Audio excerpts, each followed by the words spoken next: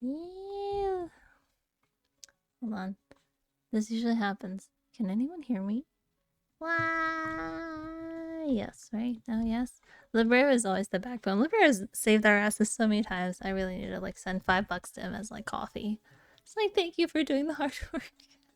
After I was well, I think I died more than anything, right? I think everyone else contributed a lot more than I did yesterday. The VOD will show. All I did was hide under a shelf and pretty much stay out of view just as soon as I saw anything. I was like, oh no, what the hell is that? Transitions are so cool. Like, thank you. I'm actually pretty happy about it.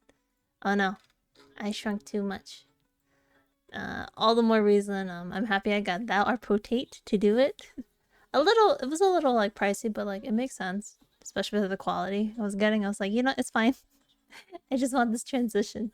Also, hi Liz, how have you been? It's been a while since we chatted. And it's been a while since I think it's been a while since I've last actually stuck late enough to like chat with you and everyone else. Anyway, hi everyone, we're back. I'm not doing my usual gacha just because I was like looking through the Steam list and I'm like, I have to really start cleaning this list out, so let's get started. And then P4 Ultimax was something I bought like so many years back and I have not even started. One of these days I might just do a stream where I just clean out like the game list of anything like I haven't finished yet, and it'll just probably be that. But yeah, I hope everyone had a good Sunday. Hopefully everyone got to sleep in a little or do whatever they wanted. Surprised that you're doing a fighting game? Me too! I was like, I suck at these, like, I suck ass. Like, I am bad at these. But I know there's a story in this one, and I do miss, like, Persona a lot. I've already done five Strikers, Royal, and then there's the new Switch one I haven't done yet. But with the Switch games, I still have, like, a bajillion other games before that game, so I'm like, I should get started. This game has been sitting in this folder for 3 years, 2 years. It's a long time. It's got to get dusted off. Also, big chillin', good to hear. I spelled Tactica. I think so. You played it already before, I remember. Then I know it was like, it was okay. Then it was like, it could be better. But like some stuff was great, some stuff would have been like, eh. But for me, working home really, just the usual. I'm still trying to like figure out how to like do things outside of work, but because of how ass my schedule is, by the time I get home, I'm too tired to do jack shit. And on the weekends, I'm just sleeping and working on other things if I wasn't doom scrolling. So pretty much my Sunday, slept in, had a nice hour-long breakfast, then doom scrolled, and then worked on some other stuff, and now we're here. Thank you, thank you. I did stream Tactic. It was whatever. I was like, it's cute, the style. Maybe in the beginning it was really like, oh shit, this is like kind of cool, kind of entertaining. And then after a while, it's like, eh. You know, after doing this long enough, some of the battle mechanics could be a little bit better. But you know what? You're very committed. Just finish the game and just like, you know what? Send it on its way. Maybe, hi, welcome. Let's see. Well, if you wanted to know how I've been so far, I've recently found out I'm allergic to like the vitamin collagen stuff. Like the people who've been taking like collagen supplements. Shadow, hello. Oof. Yeah. I was like kind of researching stuff for mom because my mom has like terrible like gastritis. She has like from her last like GI visit, her doctor's like, yeah, the inside of your like stomach is like kind of burned in some spots. I don't know what to do for you except like take meds. So I was trying to find some things to help her, and so they were like, oh, you could take like collagen supplements, which is like powder and all that mixed in. I was trying to like find something with like good reviews, but also people who've had like similar issues with her. And some people have been like, it works great, it doesn't do anything. So like, I was like, all right, this seems fine. Another one added to the list. Yeah, I actually had to Google. It's like, if I get a severe headache like migraine, is this normal? And they're like, probably a side effect. You probably are like super sensitive to like the calcium stuff or whatever particular stuff in the vitamin collagen powder. So you probably shouldn't like eat it. You know, like you should probably contact your doctor and like. It says minimum is 4 tablespoons. All I did was half a teaspoon, and that half was enough to like give me a fucking headache all day. I was like, this sucks ass. And I bought like 1.5 liter, or like I bought a full like container from like Sam's Club. It like goes all the way to the top. Like I wasn't gypped like some of the bags like I've gotten before. It's like only halfway filled, and I'm paying like $40 for that shit.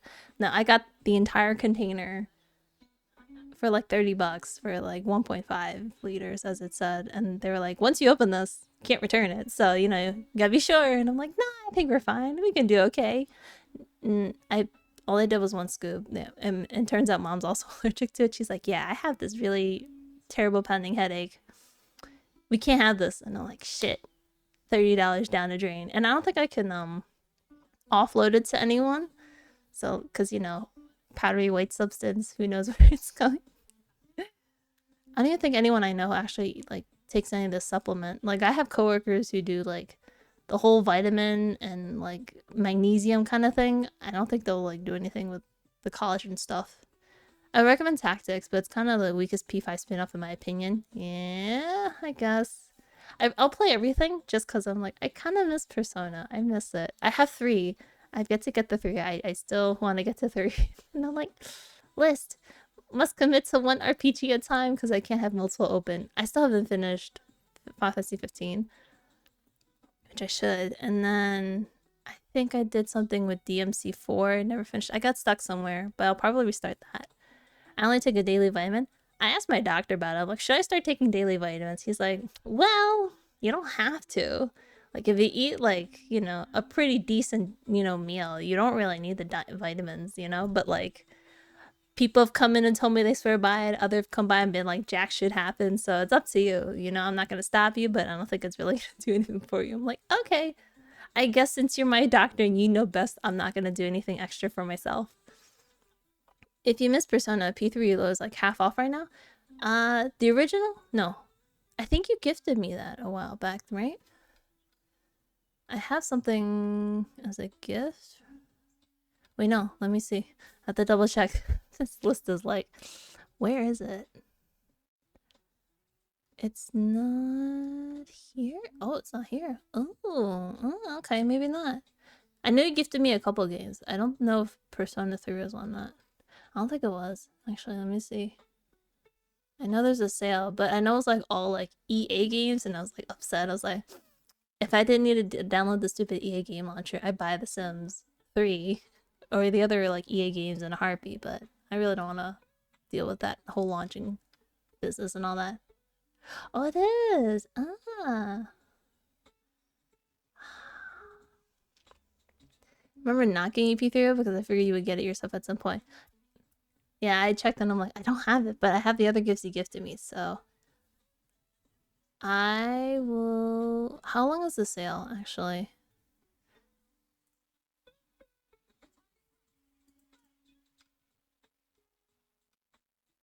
Do I want?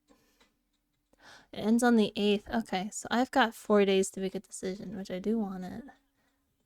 On the 8th. Okay, so I have 4 days to make a decision. If I'm super cheap about it, will it drop to 60? If it drops to 60, I might be willing to get it. Like 50's not bad, but I'm like, say, can you drop it another 10%?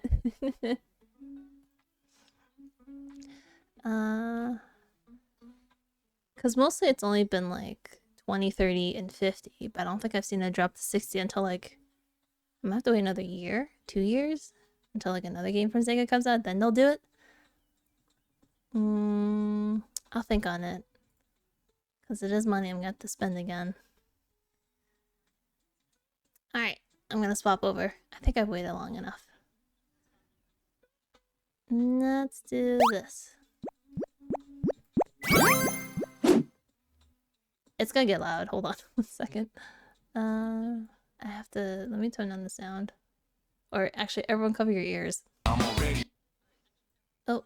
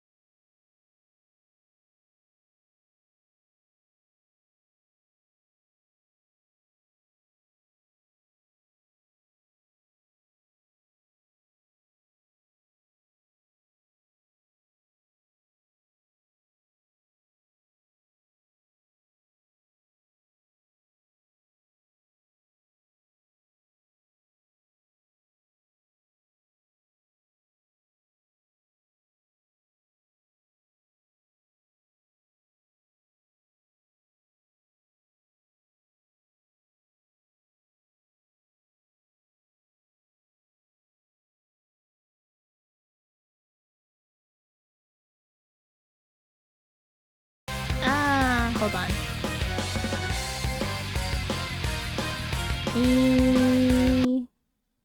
Oh. It does this all the time. Every time I click out, it's gonna do this. Alright. Everyone's ears. Either too quiet or the English is too loud. My bad. Let's drop this. Then let's do it this way.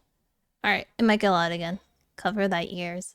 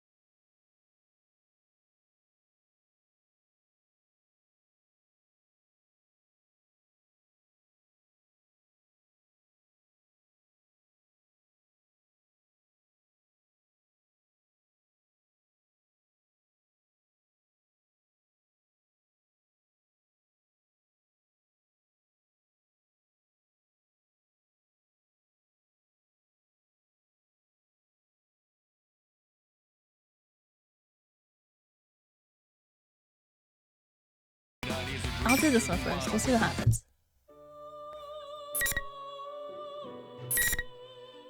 Eh? See, people fight you when you're in auto mode on. Do I have auto mode on? It branches? Oh crap, this shit branches? Oh my god, this is long. Alright, let's see what happens. Forewarning, I probably will button mash, like I always done before. Igor. So you will not require our assistance. Is that correct? Margaret? Very well. In that case, there is nothing more to be said. I remember playing the first game started, but I don't remember finishing it. Okay. As for your presence here... But goddamn, it's like I didn't realize it chained that long. I was like, what the I thought it was like 20 hours long at least, you know? But it just kept going and going and going. So I'm stuck with another RPG if I don't finish it. This room is ordinarily only accessible to those bound by a contract. You are fated to refine your power. You will most definitely require our assistance, eventually. Until we meet again, farewell. I don't know if I like this original Igor's voice or fake Igor's voice with the deep rumbly voice.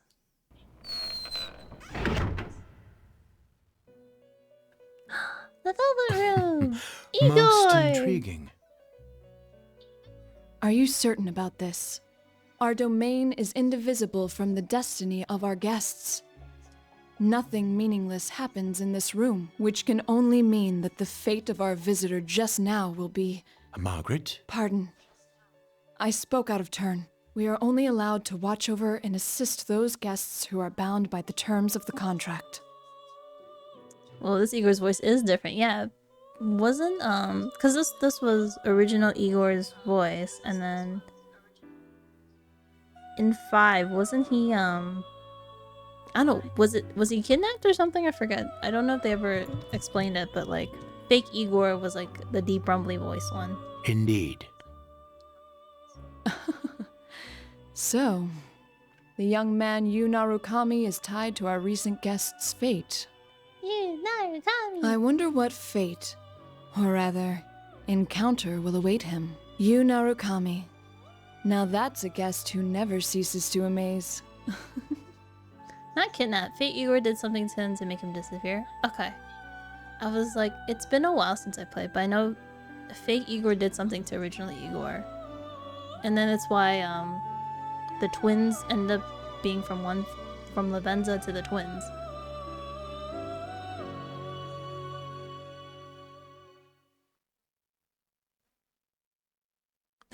Gina! Oh my god, I miss Gina. It's May 5th! Oh no, that's tomorrow. The day after we save Labris and the chat offered us off. Wait, I haven't played Labris this one story. I think I'm missing... Did I play the wrong way? Because Labris and the Shadow Op, that was a different game. Hearing this game say Yu Narukami somehow like Dissidia, they say Titus' name out loud for the first time was so weird. I know there's like such a long debate on like Titus or Titus. But like the Japanese people still say like Titus, so I'm like, okay, we'll call Titus, you know? It's easy to say and makes sense, not Titus. I was like, that kind of sounds weird. We're in the corner of the chaotic as usual. Junas, the food court. I had a hunch this was gonna happen. Well, your hunch isn't getting us anywhere. What are we supposed to do? There's not a single open seat. They're back, they're back. In Japanese, his name is Tita because the Okinawa Japanese word for sun. That's just how it goes at Junes during Golden Week. And on Children's Day at that. He does have like super bright blonde hair, but like it's like a dirty blonde in my opinion, right? Because he's got like bits of like brown or black in it, right? Or is that like from an artwork? I'm confusing him with in-game Titus. If it wasn't this busy, we'd be out of business by now. Also, it's funny to think the Ultimax story takes place literally one day after the first game. It's business as usual. 24 hours later, on to the next. Today's Children's Day? You, Narukami. Huh? I should have brought Nanako. I can't wait to see Nanako again. I miss these voices. For some reason, Susan has never really had one consistent appearance. It keeps changing. Like I know one artwork he does have bright blonde, and then he has like bits of streaks of like brown or black hair, like at the roots. It looks like it's dyed. And then in others, it's just a pale yellow or like bright yellow. I know there were like concept drawings, and I was like, you know what, this one was probably the better. That's what you're worried about? Watching the kids run around, I think back to Nanako's face when I told her I'd be going out. She looked like she wanted to say something. Too bad I didn't ask her about it. But given what we've come to talk about, I couldn't take her with me. I wonder if she's watching TV alone now, like she usually does. Oh. Yo, senpai! I got us some seats. Ooh, good job, Kanji. That's pretty impressive, Kanji. Especially for you. Teddy. Damn it, Ted. Leave the especially for you part out next time. I feel like Kanji is a lot thinner than he's supposed to be. All right, break it up. No fighting, guys. Let's go, Yukun. Right. Such a wave of nostalgia. God, I miss these guys so much. Yukiko spurring us on, we move to the seats. Kanji saved. There's a table for 4 with 6 chairs he found somewhere. Do you have a wish list for things they do or don't do if they pronounce P4 remake? Not as of right now. I don't know. I feel like the game was fine as it is. Maybe like the battle UI could be... Well no, if they changed the battle UI then it wouldn't be like Persona. But I would worry like how would they kind of mess that up. I think it'd be cool if we could. Oh, why do I have horns on? Oh well. Alright, I'll keep the horns on. Yeet. I think if they do a remake, I hope they could like somehow put in a story with Labras in them. Cause Labras is was I supposed to play Ultimax first and then this one in order to get the story with Labras? After waiting for everyone to be seated, Yosuke clears his throat as if to drive away all the noise. So it's a great day out and, Dude, I don't think this is the time for that. well, how else should I start off? Look at the size of this crowd. Arena then Ultimax? Okay. Did I do this right then? Wait, this is Arena, right? I didn't do Ultimax, right? I'd say I made the right call showing up like this. If I came in my usual costume, the little kids would be swarming my adorable bod. I'd be mobbed. Oh yes, I've seen how the children tear off your fur from time to time. Wow! Are you being nice to me, Yuki-chan? Has our love finally blossomed? Huh? Of course it hasn't. Shot down as always. And he's smiling about it. It's because you never learn. Well, let's get down to business. We didn't get to talk much yesterday after all. I think this is Ultimax because it talked about Labras and Chopper at the very beginning. Oh. Then let me go back to... Oh no, if I hit story, we have to redo this whole thing, I'm guessing. This game is not saying... Oh, this game's not doing anyone any favors how confusing they label the stories? Yeah. I was like, am I supposed to do 4 first and then Ultimax? Or am I supposed to do one or the other over? I guess we're gonna be doing things backwards then? Let me get to a first save point and then I'll swap back out and see what happens. But for you, Lewis, if they did do a remake, what did you want to have included, or what would you like not included or not taken out? Now to cheat, we gather here yesterday seeing Labras off, but there wasn't time to calm down and talk about what happened. In the end, we agreed to leave the details to tomorrow, which is now today. Don't worry about the crowd. Let's start the investigation team meeting anyway. Yeah, though we are missing 2 people. It's just not the same without our full roster of pretty girls. Oh. Not only Rise-chan, but Nao-chan couldn't be here either. Well, it's not like the other day, where we just lost contact with Rise. Mm-hmm. She seems really busy. She said she had work during the holidays, too. At least we got to talk to her yesterday. Yeah, Nato-kun's job is keeping her busy too. I guess it's the same old for them. Nato-kun knew things about what happened that not even we did. Apparently, she knew about Mitsuru-san and her friends from the start. Mitsuru! Thanks to her, though, we got some good information. Well then, let's get everyone up to speed on what happened using that info. Yosuke's right. So much has happened these past few days that none of us had a good grasp on it. We need to sort through what we learned again. What was it that started it all? Oh, this is definitely Midnight Ultimax Channel story. again, I guess. Alright then, I gotta get out.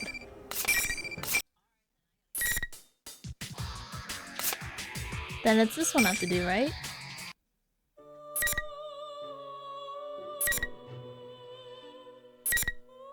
Wait. What's happening?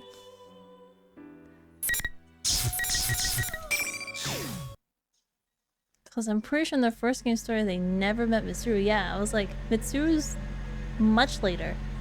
Blue. The floor, the ceiling, the furnishing, everything is blue. It's quite unlike what I normally see throughout my day. And yet, my heart is mysteriously calm. I recognize the slight rumbling as an engine and realize that I'm in a car. You're lurking? Go lurk. Enjoy lurking. So regarding the remake, I'm honestly not sure. Yeah, so I feel like 4 now is fine. I don't know what to not include but not take out, you know? Like, until like they announce like what their plan is for the remake, I don't have any particular feeling about it. Welcome to the Velvet Room. Bizarre-faced old man. Hi, Igor. The old man with the bizarre face sitting before he makes an expression that appears to be a smile. Sitting quietly next to a man's woman as beautiful and delicate as a nice sculpture. Ah, it seems we have a guest with an intriguing destiny. My name is Igor. I am delighted to make your acquaintance. Maybe they could change parts in the story where you had to talk to people and find information about people. Those parts are so weird. Yeah, it was kind of like randomly put in there sometimes. For some people, they were like, oh, I have to talk to this person, but like, I don't know what relevance they have other than like what I thought was they were just there, and just to make it more interesting, they just had you like go to this random person just to progress the story. So this is the Igor voice I know and love. I am used to this one, but I don't know. Fake Igor's voice I got so used to too.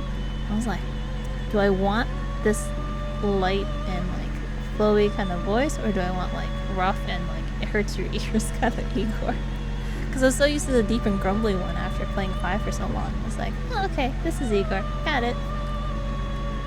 The Velvet Room. Igor. I know I'm barely conscious. I remember that this is not the first time I've heard those names. I see. This is a dream. This happened in the past. I've been in this room before. If my memory is correct, what he says next is... This place exists between dream and reality, mind and matter. It is a room that only those who are bound by a contract may enter. It may be that such a fate awaits you in the near future. The words I expected to hear fall from the old man's mouth. I'm surprised that I still remember it. Another me, the one not in the dream, can't help but smile at that. Now then, why don't you introduce yourself? I remember this too. When I said my name here, it forged the contract with them. So I answered,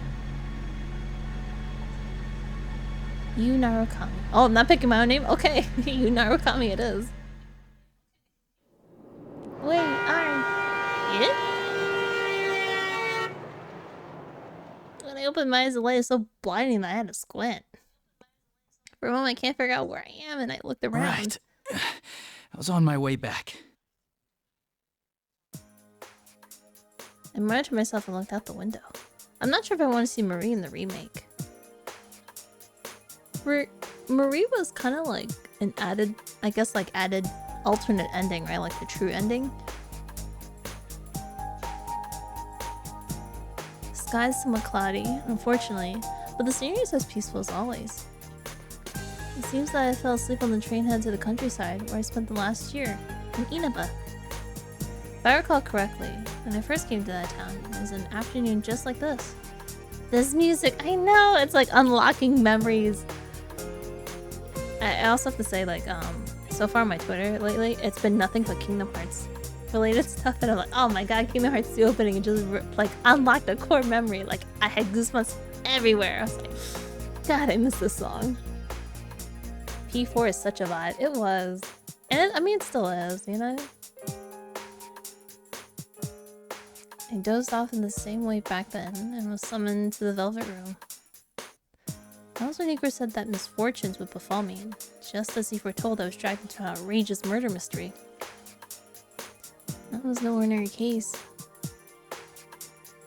The Midnight Channel, Shadows, Personas, Powers of the Heart.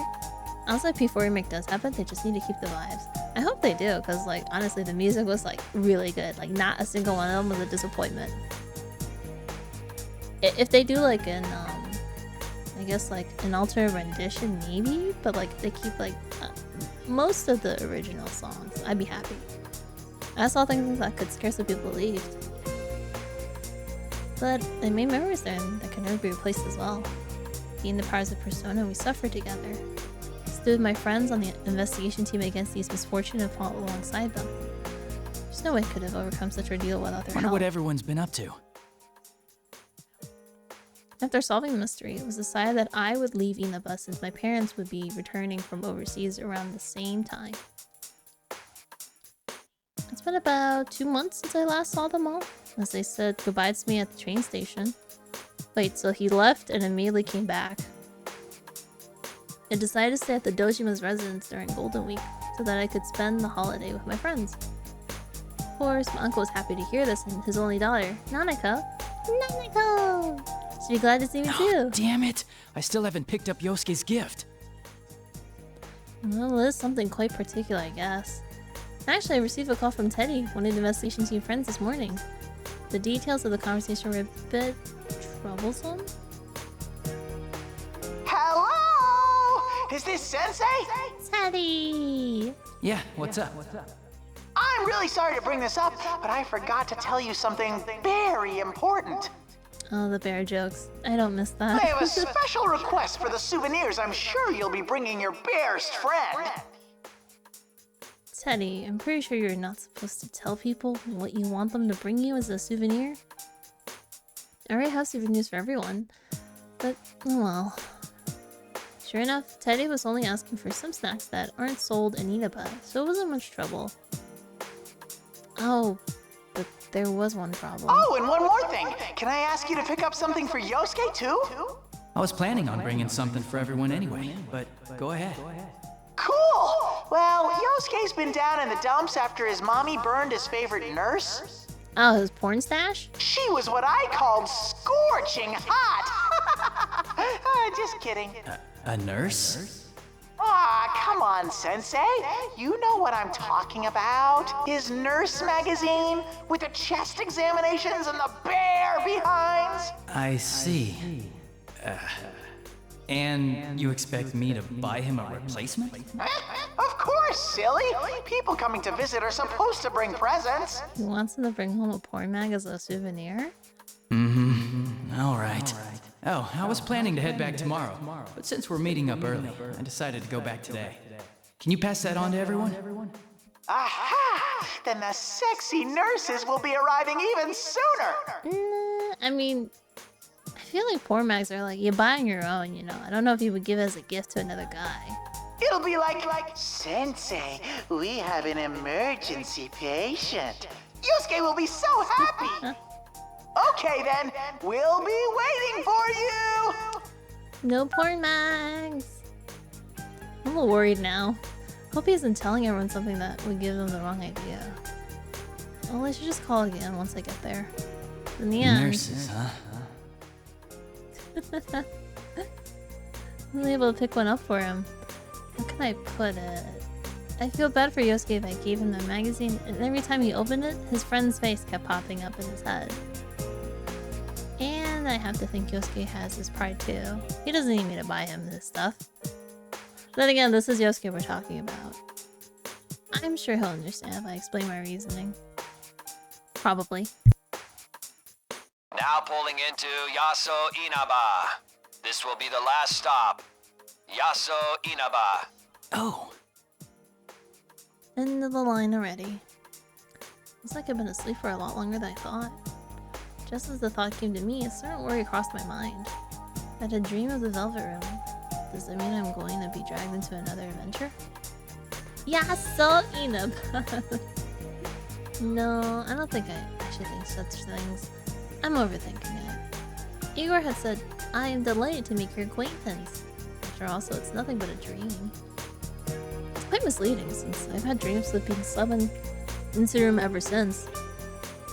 Train begins to slow and I take that as my cue to gather my belongings from the luggage rack above me. When the train comes to a complete stop and the door opens, even the smell of the wind evokes a sense of nostalgia. Maybe a little too sentimental. I stepped out to the platform with a wry smile. Place a bookmark, please.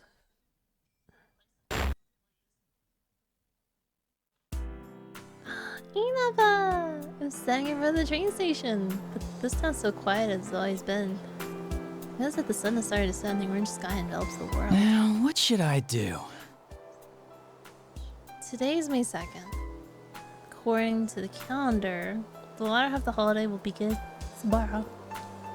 I told Dojima-sama that I was going to arrive today, but it seems he's been too busy at work to come and get me. Ryotaro Dojima. He's my uncle. Stayed with him last year. He's a detective with the Inaba police, and he's raising his elementary school age daughter Nanako by himself. Seems that he was suddenly contacted by a detective from the Metropolitan Police Department regarding last year's case, and he'll have to work late. What happened last year was very serious, so I guess it's not so surprising he's so busy. I shouldn't have worried about it. I recall how apologetic he sounded over the phone and can't help smiling. I told him that I knew the way over from the station, but a backpack with necessities and souvenirs for everyone turned out to be quite a load. Nanako must be waiting for me alone at the house, so we should get there as soon as possible too. To be honest, I don't know when the bus will come. Maybe we should just call for a taxi? Just as I'm thinking this. Huh? Nanako? Big bro! Nanako! It is Nanako! There's no way I mistake You her. came to meet me all on your own? Why'd she come to the station all by herself? True, the Dojima resident is within walking distance, but it couldn't have been easy for her. Even though it's still light out right now, it will get dark soon. The country roads are barely lit. What would she have done if I hadn't been there? Not to voice my concerns, but Nanako sounds slightly proud when she says, Don't worry, Dad knows about it. He gave me money for the bus. "Aww." He said he couldn't make it, so I came instead. Welcome back, big bro. I wanted to see you so much. Thanks. I'm happy to see you again, too. I see. She must have wanted to show me that she's grown up too. She is around that age after all. For a moment, I'm surprised that Dojima-sama let her do this. But I can kind of imagine what kind of conversation took place. Nanako had always been a capable girl, but over the past year, her housekeeping skills have improved greatly. She's proven herself to be very reliable. She takes the lead in many things within the house, and even Dojima-sama can't compete with her sometimes. But doesn't this take place like 1 or 2 months before the RPG? I think this was like, no wait, after the end of 4, he did say he went back home, right? But then he comes back again for Golden Week. So this is Golden Week, right? This is like a couple months after the end of the story in 4. I can easily imagine the scene in my mind. This game makes it sound like it's been years. And it's true that I'm glad someone came to welcome me. I think at the beginning he said so they did a quick recap. He finished the investigation, went back home. Then about a month or 2, he's coming back for Golden Week for a few days, and then he's gonna head back home again, I think. 4 ends in March, I think. Golden Week is like end of April or early May. I think this is setting in early May, because he says today's May 2nd, and then Ultimax doesn't start until May 4th. Take Nanako's hand and begin walking side by Well, no side. sense standing around here. What's in the fridge at home? Lots. Dad and I bought a ton of stuff since you were coming to visit. Yay! Is it sushi? So it's only been like a month and a half? Yeah, so I guess like he didn't leave for as long as we thought. I guess he missed them enough. He's like, yeah, Golden Week, I'm gonna just go back home to the countryside for a little. If Nanako says so, then he really must have bought a lot. Doji-sama did say he pick up dinner for us, but if that's the case, maybe I should put together something to go with it. I asked Nanako what she wants to eat, and she looked back with a twinkle in her eyes. Are you gonna cook dinner? Ooh, I wanna help. Nanako and I make small talk while we walk through Inaba together for the first time in a little while. Being here like this makes me feel as if I've gone back in time to a year ago. Wait. Oh, this is... I think he's mentioning the first time he came to Inaba. Not that he's been gone for a year. I think. After we get back to the Dojima's home, I hurry and unpack my belongings before heading to the kitchen. Nanako helps me out as diligently as she had claimed earlier.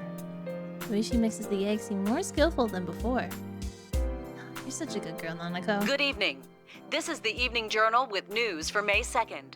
Our top story is on the domestic airline that was hijacked yesterday. Ooh. TV in the living room echoes through the house. Thinking back on it, it was quite often in this place.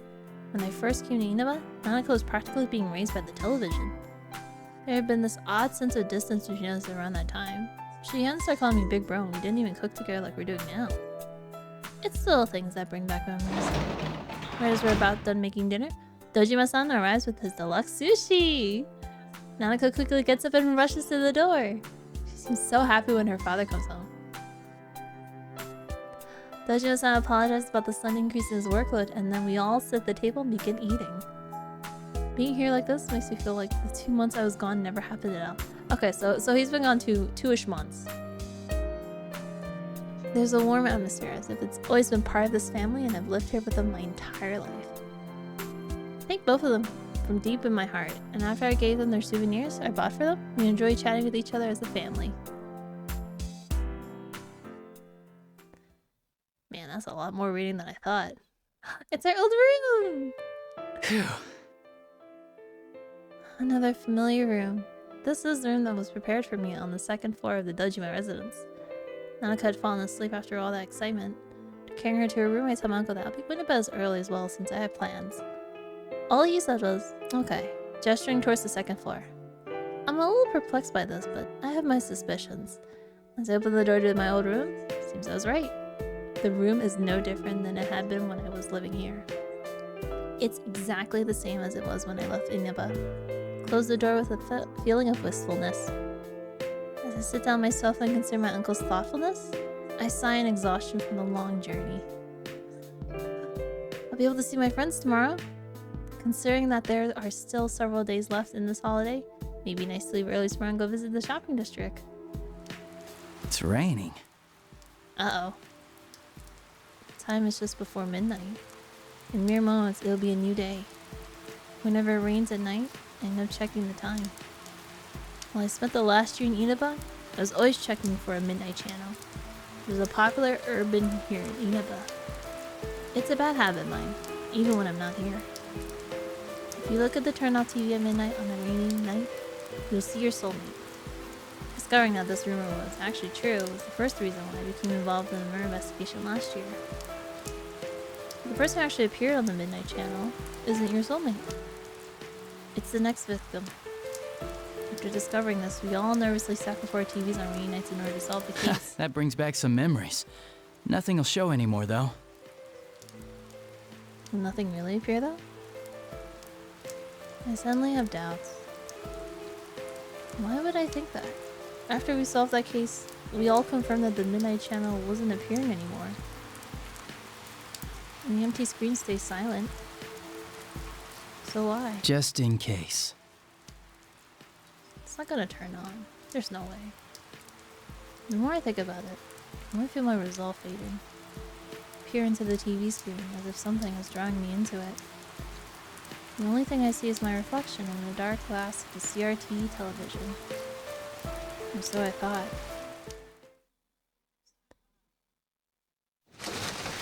Rivals. They are friends, yet powerful foes. The desperate fighting program amongst high school students. A new legend is about to start. Battle Royale. May the manliest of all men. Teddy? Come on down! Nobody touches his precious Nanako, the sister complex kingpin of steel, you Narukami! That's our intro? Wage We have a slave in the boonies syscon by day, situation? hero by night, Captain Resentiment, Yosuke Hanamura! Everything that bores me has gotta go. A spunky dragon with deadly legs, the carnivore who's discarded womanhood, Chie Satonaka! You need to eat more meat! Please escort me to the ring, my prince! The unconquerable Snow Black, Yukiko Amagi! I'll finish you in one strike! Blooming roses and bulging muzzles, the blood-curdling beefcake emperor, Kanji Tatsumi! Deep into realms of romance, the body of a child, the brain of a genius, the 2000 IQ killjoy detective, Naoto Shirogane! Is this an army of idiots? Wait, where's Ryusei? And survive towards the one throne waiting at the end! The P1 Grand Prix where fierce fights will be fought! The battle begins tonight! Ooh! We have to call everyone. We have questions. What on earth was that?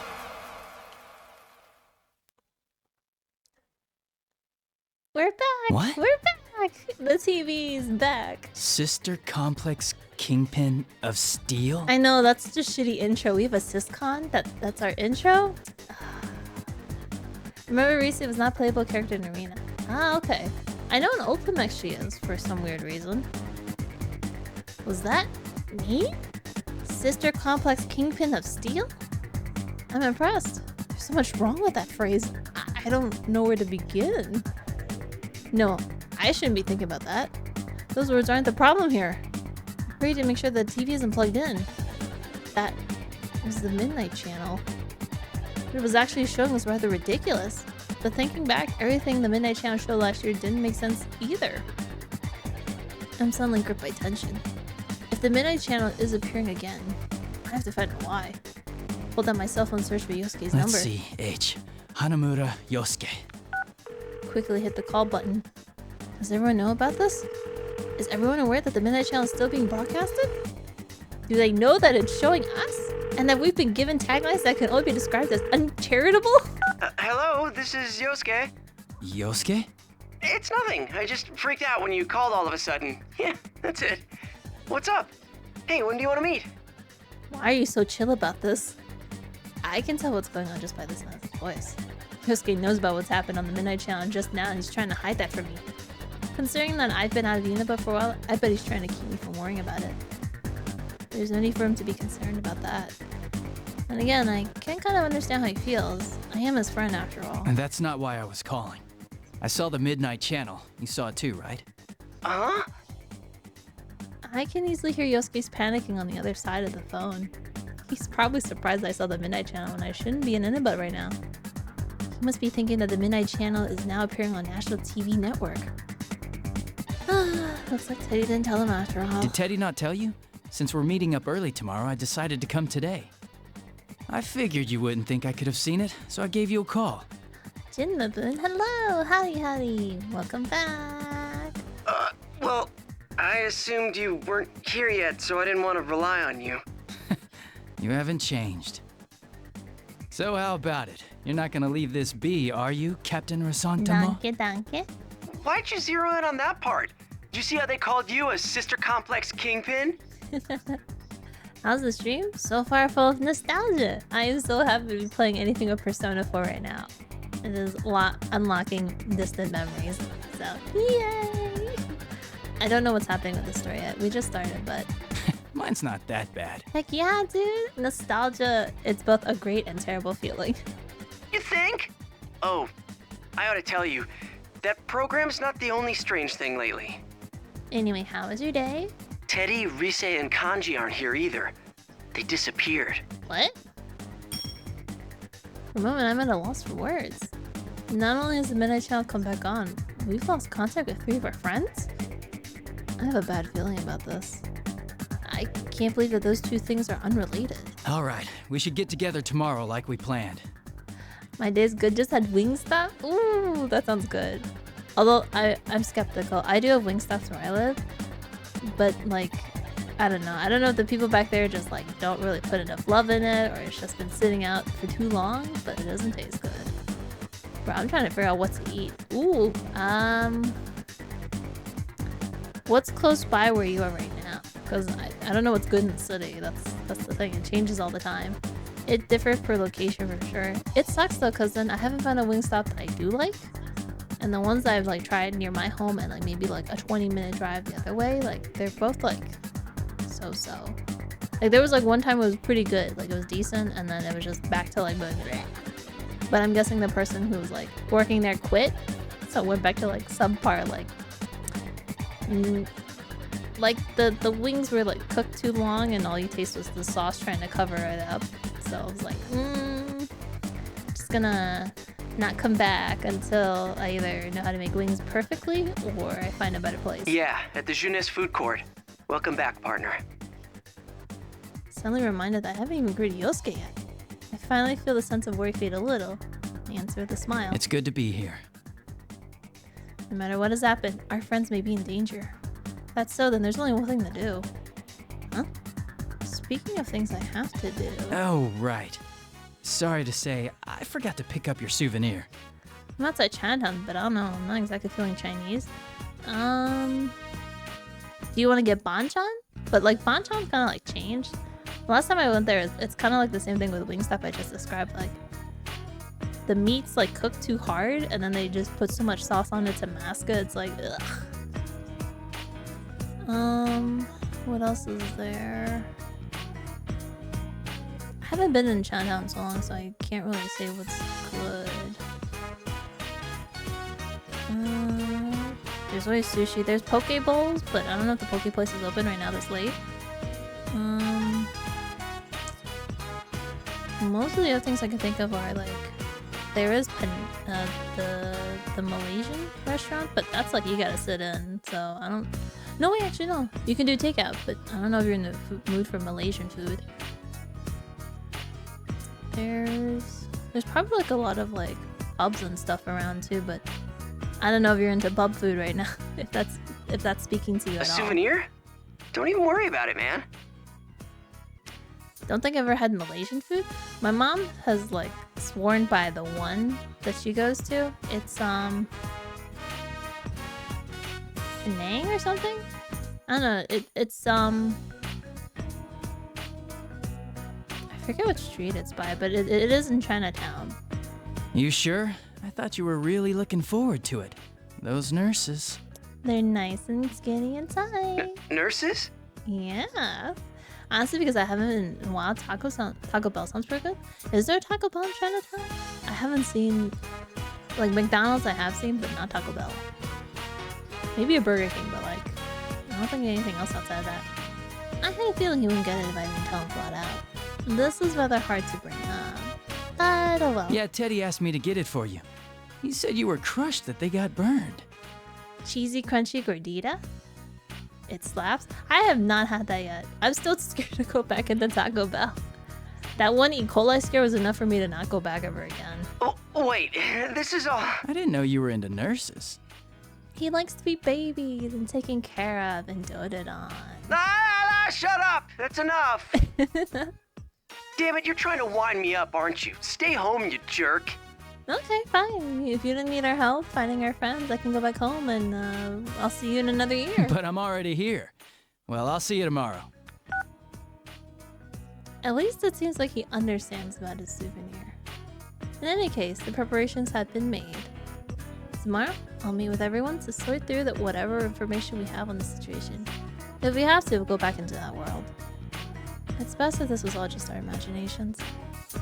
But unfortunately, we know that the Midnight Channel wouldn't have appeared without a reason. I should make sure I'm ready for tomorrow and get some rest.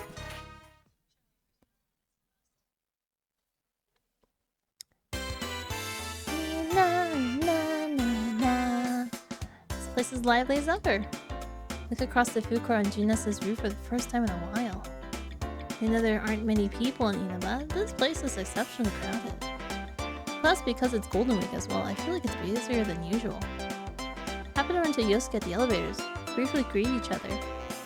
Guys are weird like that. The closer we are, the more simple interactions when we meet each other face to face. Is that true, guys? Do you guys like, is it an awkward like, oh hey, you're back, how's it been? Alright, let's go get something. I think for me, I've either done like a hug and then we're like, hey, how have you been? Okay, yeah, cool. Are you hungry? Let's go eat. And then I'll just like launch into another like side topic so it doesn't get awkward. Pretty much. You guys keep it simple. The girls, we like to like elaborate a little. Just get a little more deep. The two of us step onto the food court. We immediately find Yukiko and Chie. They wave back at us past the playground area from the bench they're sitting on. Good to see you guys again. Welcome back! We missed you! The guest of honor's finally here! You're looking well. Welcome back. Should we... Huh? Oh, he already knows about the Midnight Channel thing. He's actually the one who called me up about it. Oh, I see. This has turned into a pretty thrown-together reunion, hasn't it? But I'm glad you came. We chat some more while we all sit down. And then Yosuke stands up and clears his throat loudly. He's probably waiting for the right moment to say something. He hasn't mentioned anything to me, but I can easily guess what he's about to say.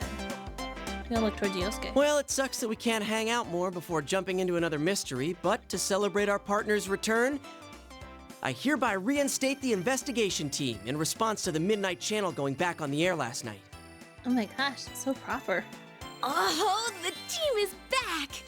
Just hearing that name again gets me all fired up. Yeah, let's do this! I don't think the applause is necessary. It's fun. Why wouldn't you want applause? It's an important situation. Why not? It's been 2 months since we last saw each other after all. Chi and Yukiko started chuckling when I shrugged. And though Yosuke seemed saddened at that, he still ended up laughing along as well. It's a relief to see that they're the same as always. But because of that, it makes me even more worried that the friends that aren't here right now can't start slacking off. We begin the story through the information we know about already. Well, let's get cracking. I mean, this is no laughing matter. No one's heard from Teddy, Kanji, or Rise. Just those three, right? Yeah. Oh, I got a hold of Naoto-kun, but I didn't tell her about this stuff. She told me she couldn't make it today because of her job, so I didn't want to worry her. She seemed pretty bummed that she couldn't be here too. She has a reason for not being here, and we can still contact her. Then Naoto should be fine. That leaves Teddy, Rise, and Kanji. Not hearing back from them after an entire day has passed isn't normal at all. The relationship between their suddenly disappearance and the reappearance of Midnight Channel last night disturbs me. One thing's been bothering me. The picture on the TV was very clear last night. Yeah. Going by the pattern from last year, it wouldn't be that clear until after the victim entered the TV. Hey, isn't this the first time a big group of people was shown together? Plus, we're still here. Why us anyway? And what's up with those insulting descriptions? Throwing off her womanhood or something? That is a pretty shitty way to describe them. She seems pretty angry about it. Many of the locals know about the rumor of the Midnight Channel. In other words, this troubling broadcast has already been seen by who knows how many people. Okay, decide on Taco Bell? Yay! Cheesy gordita crunch? Yay? Yeah? Also, aren't they doing like chicken nuggets or something right now? From what I've been told, the moment she tried to ask another student about the Midnight Channel, the other girl ran away with a look of fear on her face. It's no surprise that she would be angry. But in the end... What bothers me most is Teddy. He was acting like the host of that show. Nah, Doritos, tacos, and steak quesadilla? Okay, that's not too bad. Is it real steak, or do they call it steak? They just pick a random piece of beef and call it steak. Is it really, really steak? Yeah, and we can't find him. This smells fishy. Then again, I doubt he would play a prank like this for no reason. I guess we'll just have to go inside the TV and find out what's going on. That's right, go inside the TV. Out of everything, that was the element that shook our common sense the most of everything we experienced last year. Actually, the murders in last year's event happened in another world inside the TV. Whatever it is, good enough for me. I guess, true. If you're like super hungry at that point, you're like, I don't really fucking care, I'm starving. Feed me. This world is filled with monsters called shadows that are born from people's hearts. Because my friend and I gained personas, the power to defeat these shadows, we were able to enter the TV screen and fight Won't them. we be stuck in there without Teddy to give us an exit? But even we persona users would find it extremely difficult to leave that world on our own. In order to come back, we need the exit TV that our friend Teddy was capable of creating. Not so. I've had Teddy keep the exit TV out on that side. Look at you, all prepared. I mean, think about it. What if we were half asleep and fell into a TV when Teddy wasn't over there? Isn't that a scary thought? Why would you fall into a TV though, if you're asleep? Wouldn't you know? Or like, are you literally sleeping right next to the TV next to your bed? Like anyone would be that clumsy. Anyway, it sounds like it's safe for us to go investigate then. No matter what the reason, it's reassuring to know that we have an exit strategy ready for us. To be honest, I almost fell into it in the first time it appeared in my room after all. Yeah, there's no doubt that something's going on in there. Is everyone ready? We're all good to go. To tell the truth, I had a hunch that this was going to happen. Really? We all shared a look of confirming our intent. All of them nod back. I can see the seriousness in their eyes. You know, there was a 2-month gap since I last saw them. They still continue to put their trust in me. A slight sense of pride as I stand up from the bench. The large screen TV in the electronics department is directly below the food court. That was the entrance we always used last year. Did we really? Come on. All right. Yes, let's all stand awkwardly around the TV. It's a holiday, so the store's full of people. Well, it's a bit more pricey. I feel like things are picking up around town. That's enough. It's time to go. Hello. All the models are on sale right now. You know, it's been a while since last time. I'm a little nervous.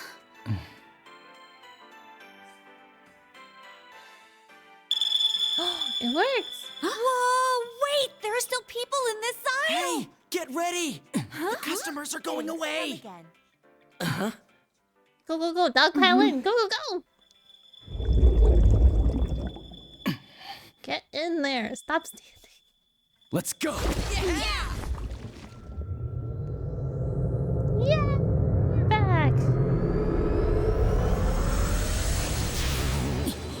Oh, this is different. Isn't this different from usual? Oh no! What do we do? Hello, hello, readers. You come at a really awkward time. How is everyone? Also, hi. Thank you for the raid. I hope everyone's had a good time. I can't click out. If I click out, I'm gonna accidentally kill the noise and blow everyone's ears out. But hope you guys had a good stream. My name is Remy. Currently, I'm playing Persona 4 Ultimax Arena. There was some confusion. I don't know if this is the correct sequence of things, but anyway. Welcome! And I hear a voice. It's a woman's voice. 'Tis me. It sounds familiar to me. It's not me. This voice is Margaret? Yes. Welcome to the Velvet Room. Margaret. I don't sense that distinctive floating feeling that I usually have when I enter the TV world. When I concentrate, I realize that I must be sitting in a chair. When I open my eyes, I see vibrant blue. The Velvet Room. I visited this place an untold number of times last year, and once more in my dreams yesterday. I never thought I'd return to this place. Claire Obscura might be too tough for me. Oh no! Do you... wait, it's the new game that's got everyone in a chokehold, right? Huh? It's not a dream this time? What's going on? Didn't my contract end already? Nope. It never ends. It will never end. Something like that, yeah. It's like on a normal singer. You didn't like crank up the difficulty. Igor, who usually sits in front and center, is nowhere to be seen. The one to greet me is the woman with silver hair, Margaret.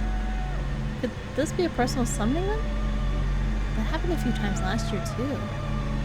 Margaret smells as if she senses my suspicion. This room is tied to your fate. Nothing that occurs here is meaningless. It's normal setting? Ah, I want to play Claire Obscura, but I have to wait for my copy to arrive. Oh, you get the physical copy! Is it the normal copy, or did they do like a deluxe edition? What's the one thing that like keeps making it hard for you, Nia? Though you reached an end to Or- one journey, you now find yourself here again. Or a couple things that have been kind of making it hard for you. This shows that you will once again be faced with a question. A question? And something really is going on? They did deluxe and collector's edition, but I just got the normal one? Okay. Mostly because the collector's edition was out of stock. Oh, were there price gouges? No. Was it scalpers? Or resellers? Another mystery has appeared, and we're about to be dragged into it again? Would that be what she means? From here on, what befalls you will upset your status quo. It is true that you've opened the door once already, but all things change. Nothing ever remains the same. Combat's a mix of turn-based and soul-like dodging and parrying. Ooh. So you're having to do both wait your turn but at the same time be ready to dodge and counter? No, parrying is to block, right? Yeah. What you gained before will that's not change what over parrying is. time as well. You will have to face them once again. Face them? Again? For me, I placed my order like a couple days before it came out, so at that point I imagine stocks were low. Ah, okay. I just thought, you know, like everything lately, especially with how crappy the tariff situation is, everyone's ordering it and reselling it for like a stupid overpriced fee. From my understanding, it's turn-based with like QTE or something. Oh, okay. That makes it a little more understandable in my head. I have to actually look at it. I've seen enough people like on Twitter be like talking about the game, but I haven't like really looked into them streaming it. First thing that Margaret's words stirred my mind is the sight of my friends' smiling faces. Is that gonna change? No, that can't be true. And face them again? That's impossible. Once I wake up and leave this room, I should be with my friends. There's no need to jump to conclusions, but Margaret appears to have anticipated my thoughts and smiled with narrowing eyes. Press the dodge or parry button at the right time. Dodging is a bit easier, but parrying allows for countering. So far, tariffs haven't affected me yet, but scalpers are the bane of my existence? Yes. Still kind of annoyed about the sutures in the Lunar Remastered Collection. I was looking at like a graphics card by Yeston, like the one I posted with like the Sakura Atlantis one.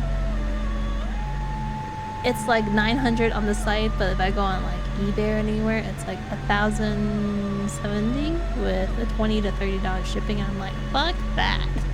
As much as I want a cute waifu graphics card, I refuse to pay for that. If you get hit, prepare to lose a good chunk of HP, and healing items will replenish when at the save point. Ah, that sucks. Show And me I how you will thought proceed Mephoria down the Fantasia path was that terrible with awaits MP. beyond the door you've opened.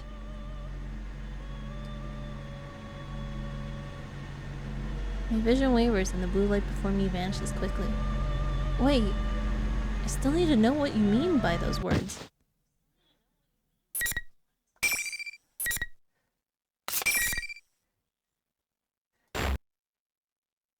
Have you thought about looking for a used refurbished GPU? Where am I? I did, but then at the same time I'm like, well, I don't know how used it is, you know? Like, if I could with computer parts, I like to get new. Like, it has been touched, it hasn't been, you know, put through a heavy load, or like nothing crazy has happened. So yeah, not exactly what I'm used to. I think I'll get used to it, right? Unless you've died to the same thing like 10 times so far, and it's just like, fuck this bitch. I'm over it. You can use a 1080 Ti eBay for like 200 something. I think what I have is it's the GPU that you picked out for me like a while back. That one's like a 20 something, I think. But damned if the game isn't beautiful. I saw the graphics. I'm like, oh man, see, this is great. This is beautiful. I don't know if they had enough time to actually build all the background surrounding and like all the creatures and things, but like it's really, really nice. But I also don't think my PC can handle it. There's a lot of things I've realized with the VTuber mod on. The PC dies really easily now. Oh, the music! Oh, it's back! When did I get thrown to when I looked to the brew room? Senior is so unexpected that I'm at a loss. This is a school. It's the music room of Yasogami High. I attended this school with my friends until recently. There's no mistaking it. We ended the TV together, so why am I here? No, that's not right. This is... No, wait. This has to be the TV world. The graffiti on the ground. Shoes placed like they're for some kind of ritual. The eerily shining eyes of the portraits on the wall. The more carefully I look, the more I realize that this place is not the real Yasogami High. Yeah, I get wanting new stuff, but I always look for new, overused, but damn, sometimes beggars can't be choosers. I know. But like, if I'm gonna be like hanging on to this bit for the next 5 to 6 years, I would like it to at least be new. Just so that way I'm like, okay, if there's anything wrong, it can't be because I bought a used part, you know? It's probably like my used area. But I'm gonna try and go to like a micro center if I can, just to like look through, see what I can find, and you know, if nothing, then I'll just wait. And if I really, really want to, then I guess I'll look into the used section. Most of all, I sense no warmth from this place, like I always did from the students who would come and go from here. This is a fake. It's definitely not the school I attended. But what happened to turn the world inside the TV of this? On top of that, we entered the TV from our usual entrance, but I ended up in a completely different place. This has never happened before. I also realized that my friends aren't with me either. Did we somehow get separated? I start to feel chills down my spine and look around. Hello! Sorry for the wait! Bisei! Greetings, boys and girls of Yasogami! The P1 Grand Prix is about to begin! I'm gonna lurk for a bit. I'm starving. Yeah, go eat. Go get something to eat. Anyone who came raiding in here, if you're starving or hungry, please feel free to get something to eat. If you feel like stepping out or looking, totally fine. Thank you for popping in if that's the situation. Have a good night. There's no need for manners or courtesy or anything today, so let it all hang out. Tell us how you really feel. What the? Is that you, Rizu? I shout out questions, but she doesn't answer. This is Rizu Kujikawa, one of our friends of the investigation team that we couldn't contact. Does she not hear me, or is she choosing not to respond? As I ask myself, does I hear different voices echoing as well? I look around in surprise. These voices, it's not just from 1 or 2 people. I see countless students staring at me from the hallways, the entrance, everywhere I turn. Huh? May I have your attention, please? I, Rosette, will be your commentator. But first, The General has a few words for you all. The General? I found a GP post in your Discord. Ah, thank you, thank you. I'll take a look. What's going on? Why are there so many people inside the TV world? Before I can think of any answers, Reese makes another announcement. And as if on cue, the monitor in the music room turns on. What appears on it is Teddy. He was wearing a strange hat and cape, just like he did on the Midnight Channel last year. First Lucy, and now Teddy? What are they doing?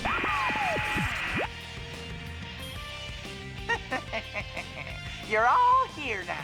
Teddy, what the hell? Well then, I'm proud to announce the opening of our very own P1 Grand Prix! Again, what the hell? That's the same bizarre tournament that was shown on the Midnight Channel. Then is Teddy really the one behind this insanity? Teddy, what's going on here? We came to look for you and Rise and... Always with the talking, Sensei. It's a big waste of time. Less talk and more fighting. With the next challenger, come on down! I don't know how to fight. I don't know my butt. Teddy looks away and makes a dismissive gesture. Smoke suddenly bursts out from underneath me and robs me of any visibility. Is there someone beyond that white curtain? Eventually, my field of vision begins to clear. I kept my guard up, expecting anything. It's okay, this game has auto combos? Okay. Yay! Oh! Yosuke! Though I hadn't expected to run into him like this, I'm relieved to see he's safe. Teddy did say something about a challenger just a moment ago. Just mash the light attack button, you got it. The call to the P1 Grand Prix that appeared on the Midnight Channel looks a lot like some kind of fighting competition. Wait, am I supposed to fight Yosuke now? That's not funny at all. Great. They're expecting you and me to fight. Looks like. Sheesh, what's Teddy thinking?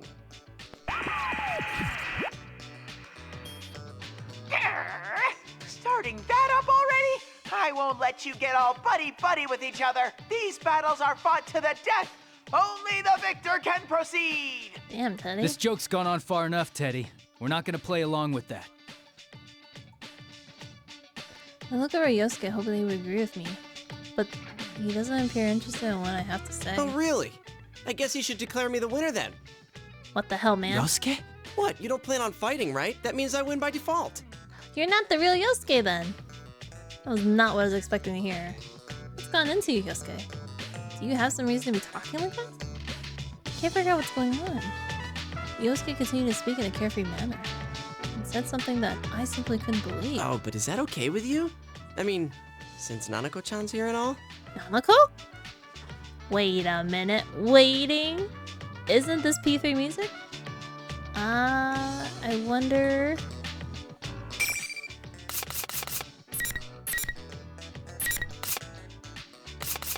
There's no way for me to check. I don't know if there's like a mix of P3 music in here at P4. Nanako's here? Wait, really? You haven't seen her? She's with Teddy. Uh-oh. That can't be. I saw Nanako back at the house when I left this morning. Even then, Nanako can't enter the TV world on her own. But she's in this world? Can't believe it for a minute. But what if it's true? Just coming into this world can tire a person out very quickly. There's probably a mix because characters from both games are in this. Oh, okay. Because I know it lets you like pick your like intro background song when you open the game. But I just thought it was only all Persona 4. On top of that, if someone who can't use a Persona comes in here, can someone be fatal? Where is she? Yosuke, where's Nanako? Whoa, what's gotten into you, partner? No need to get hysterical. She's a child. Of course we gotta be hysterical. Why are you so calm about this? You know what happened to her last time she came here. Nanako did come to this world once, last year. It's not something any of us would have wanted to happen. That was the start of the whole chain of events. Remembering them is heart-wrenching, even now. So why? No. Even then, it might be wrong for me to lash at Yosuke for the way he's acting. Calm down. I need to think straight here. All Yosuke said was that he saw her with Teddy. And was Nanako brought here by Teddy? If he's the leader of this tournament? Yosuke, be straight with me. Are you sure Nanako's with Teddy? How should I know? If I had to guess, I'd say she's probably still with him. Man, are you alright? Are you that worried about Nanako-chan? You're not? You used to, like, be super doting on Nanako. It's no wonder people look at you funny, thinking you have a sister complex. Sense of wrongness that I've been feeling this whole time is getting even stronger. True, Yosuke may have said some insensitive things, but mostly that's because he's read too much into a situation and acts out over it. He's not the type of guy to enjoy making hurtful remarks like this. Yosuke, are you alright? Huh? What are you talking about? I should be the one saying that to you. She's not even your real sister. All that big bro stuff really creeps me out. It was a while ago that I saw her. It's probably too late to save her now. Yeah, you're fake, Yosuke. You know how things went last year, after all. You would not be letting her come into any part of this world, and you're probably saving her butt too. Yosuke. He's definitely not the Yosuke I know. Yosuke is my friend. He wouldn't be so callous as that. At least, I thought so. Up till now. He was the one who had to face the pain of losing someone who cared about when the murder first started last year. I can't hate him for accidentally mentioning someone who was dead. But the way he's acting, he's doing that on purpose. I silently draw my sword and face Yosuke. Draw your weapon. You'll get your fight. What? Dude, what are you saying? You told me you let me win by default. To be honest, I've been thinking that this Yosuke performance was some kind of fake. I even wonder if something had happened to him and Yosuke Shah had appeared again in this world. But this wrongness I keep sensing is nothing like that. This probably is the real Yosuke.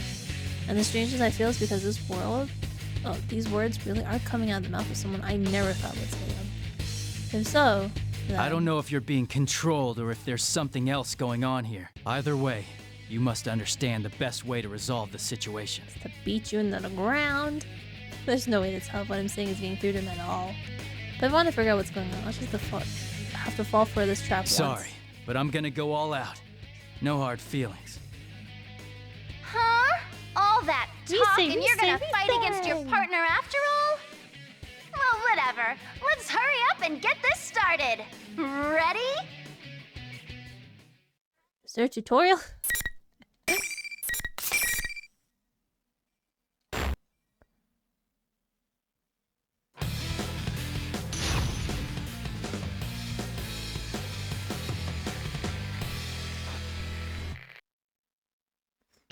Final.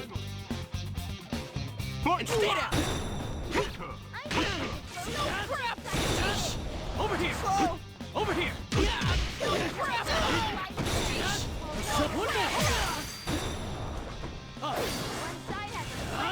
Ah, crap. Just getting started. Just getting started.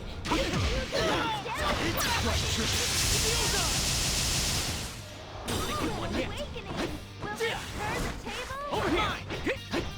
Easy now. Still no match for you. All right, it's over. Time to leave. I'm done. I'll take it.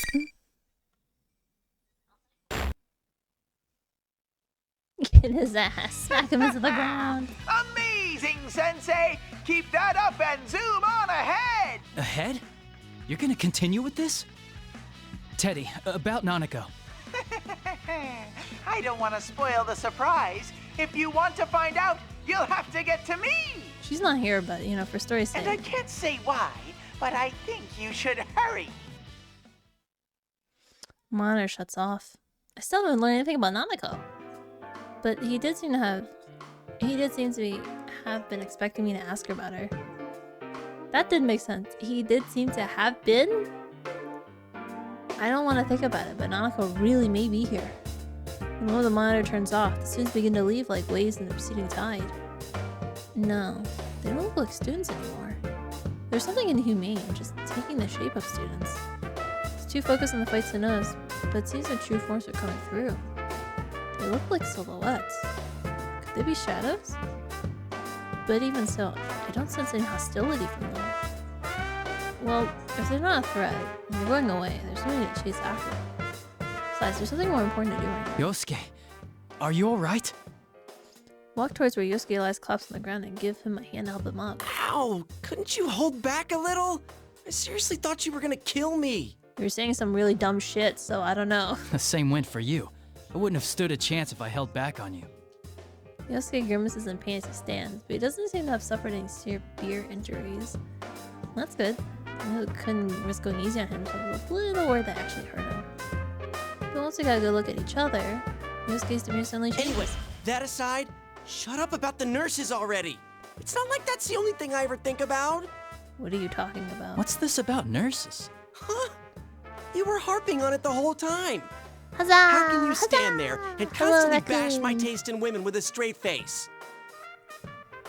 Wait, I didn't say that. Is it such a crime to like nurses? No, but I didn't say anything about nurses. Is that Ito's VA? I don't think so. Wait a second. I don't understand why he's suddenly angry, but he's not making any sense at all. I just laser bots and Helldivers? Welcome back! No more lasering bots. You've done your democratic duty of saving the world. I tell Yosuke to calm down. We could go over what he thought had happened before the fight. That pretty much sounds like Ito? We learned from our memories that each other have been saying didn't match up at all. I'm gonna have to Google to see if Yosuke's VA did do Ito's voice. I can hear it in the tone. According to Yosuke, it seems that I've been, well, teasing him about his taste in women. Yosuke was so heated up over what I suppose he said that he almost went into graphic detail, but I stopped him before things went too far. I mean, really, it's best for both of us to pretend this never happened. But thanks to our conversation after the battle, I've come to realize something. If we've been hearing each other say things the of us have been meaning to say, then... Yosuke, let me ask you something. Is it true that Nanako is here in the— She is? Yosuke is at a loss for words. He had no idea what I was talking about. Just as I thought. Yosuke doesn't know anything about Nanako. If that's true, then what I heard Yosuke say before the fight was something that Yosuke couldn't have possibly said. This only makes me more convinced that I have the right idea. What I had heard was what Yosuke had meant to say. I don't know how, but something else had made Yosuke say those words even if he didn't know he was saying them.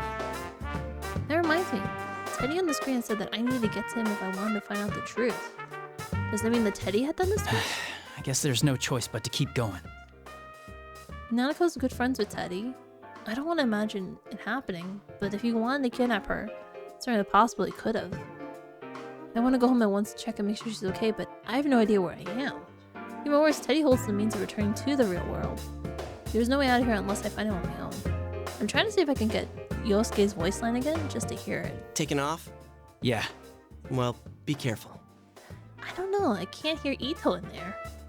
Be careful, I'm worried about you. Do your best. I sense a lot of emotion behind those words.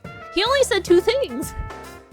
Guys, is this what you really mean when you say 2 words? Like you're saying all these things behind 2 words? I need to know because then it explains a lot of things when I talk to like my guy friends and I'm like, that's it? Nothing else? That's all you have to say? Yeah, I know that's how I'm hearing the real Yosuke. Kinda? Really? So if you're saying take care, it's also implying like, don't get lost, get home safe, depends? Okay. Teddy has said only the winner could go into this tournament. I don't know exactly what that means, but it's probably not a lie. Yosuke understands that as well. That's why he's trusting me to sort it all out and let me go without much talk. Especially that he can't help me out. I could just be jumping to conclusions there. After all, Teddy did say that there was a rule, but we don't have any proof either. I might as well see what he meant by that. Stop walking and turn back to Yosuke. Oh, one last thing. About those nurses. Ah, quit it already! Are you out of your mind again? I don't know. Now you're making me think it does sound like Ito, but I can't... Like some parts it does sound like it, but at the same time it doesn't sound like Ito. Alright, I'm googling this now, it's gonna drive me nuts. Yosuke Hanamura's VA. Who is it? It's Yuri Lowenthal. Does Yuri Lowenthal do Ito's voice? Alright, what is... Oh, yeah, hold on, let me just make sure. What is Ito's voice actor's name? His VA is... and I can't find. Where's his voice actor? It's Matt Middleman. That's the difference. Okay, yeah, I was like, some of it sounds kind of like it, but I was pretty sure it was not the same VA as Ito. I've been losing my mind if it was. I'm like, oh my god, it's Ito! He's such a dumb idiot, and I loved him the first time he came out since I played Genshin, and I just love him throwing Ushi. Yosuke is a Helldiver himself. I don't know, sometimes he'll do well, sometimes he can't. And Spider-Man? Oh, that's right, Yuri did also do Spider-Man's voice. Eh? There's a painful sounding noise as he runs into something invisible and slowly slides to the floor. What is this? Huh. So there's an invisible wall. Looks like the loser can't leave the room. He's stuck in a room full of like glowy eye paintings. I can't. I'd be freaking out. I'd be like, I don't feel comfortable here at all. I don't want to turn around and they're staring at me and talking behind my back. Looks like there's some kind of force that prevents the loser from leaving the arena when the fight took place. It's likely that every time one of these battles happens here, the winner gets sorted out this way. That's annoying. I see how it works now. Thanks. Thank you for being a guinea pig, Yosuke. As always, your service is greatly appreciated. If Teddy really did kidnap, or hasn't kidnapped Narukami, there's no time to lose. Don't use me as your guinea pig. Wait, that's it? Hey, don't wear yourself out, alright? I love you too! Turn away as Yosuke shouts at me. Don't worry, Yosuke. I'll give him a quick smile before leaving the area for the real this time. It's funny to think about Spider-Man being in a war fighting with Helldivers just because he has the same voice as the Helldiver. Maybe he had some extra training on the side, some souped up like genetic enhancement, and he's just sent out onto the field. At that moment, I feel a wave of disorientation crash over me. I'm surprised that this is happening without warning, but it's not a threat. After all, I know this feeling all too well. Oh, we're back in the car again. Welcome to the Velvet Room. Thanks. I've been leaving this music room, but now I'm sitting in the Velvet Room for some reason. Margaret greets me with her usual smile. This room truly is mysterious. But why would she summon me like this? Margaret sees my suspicion expression and speaks up. Things have only just begun, and yet you already seem tired. The misfortune that has befallen you can be thought of as a sort of trial. A trial? I want to know the details behind her words, but I know that she won't answer me even if I ask. The inhabitants of the Velvet Room never reveal everything. Then comes the thought that Helldivers speculate that Spider-Man is just a human terminid. I mean, he hasn't sprouted any like extra limbs, right? He doesn't look like an actual bug, so I think he's fine. He could be like the one solution to getting rid of them. Half human, half like terminid. I don't know. It could work. It's because they can only watch over the choices their guests makes. Margaret smiles broad when she sees that I don't intend to ask for anything. Indeed. I am an observer on your journey. I would do nothing so thoughtless as to force you to make choices. You do not need such provocations. I already know that you shine brilliantly enough. At least Spider-Man doesn't shoot acid out of his hand. It's true. Or his mouth, or anywhere else. That shine she speaks of. Could it be about my ability to use persona? Yes. That is part of your brilliance. Personas are masks of resolution, strengthened by controlling one's heart. By forming bonds. You understand this well, don't you? Yeah, that's how we all fought up till now. Yes, indeed. But one's heart is intangible. It cannot be seen and cannot be felt. When polished, it releases a strong light unlike anything else. But it can also be clouded by trivial things. Have you ever felt that way? This feels like a therapy session I didn't sign up for. That's not true? I don't know. I didn't think about it that way. You truly are strong. I find that very appealing about you, but you should remember that not everyone is as strong as you. Mentally, yes. Margaret's voice fades away as she answers me. From here on, you will be forced to re-examine the things you know as bonds. So I'm going to question how will you if face really the changes to come, and what choices will you make? Am I going to feel like they're not really my friends? Let me open my eyes again. I'm in the school's hallway. Turn around and see the door to the music room closed behind me. Was I only summoned to the Velvet Room in spirit? There's no way for me to figure out what just happened, but I think back on what Margaret had just told me. The changes, huh? That's some Kafka talk right there. Kafka's a little more unhinged than that. He'll do some existential crisis and then go into being like a crazy, I don't know, something crazy, and then it makes you think like, oh yeah, he's not mentally there. He's just spouting some crap, and then he just goes into like full-on murder mode and just like attempts to annihilate you where he stands. before he can even think of an answer. Well, it's true that Margaret said some strange things while I've known her, but she's never said anything meaningless while on duty. But I assume that this would be the case now. I may have to keep her word to heart. I heard that in Mickey they increased the pity. I did one poll, did not get anything. Maybe got like a part of like the dress I wanted, but that was it. After that I did like 2 more polls. No, like I was like basic 3 and 4 star stuff.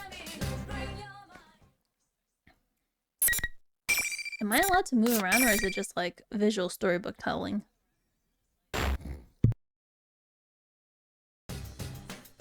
Alright, I'm gonna assume it's like visual story, like I don't have as much freedom as before.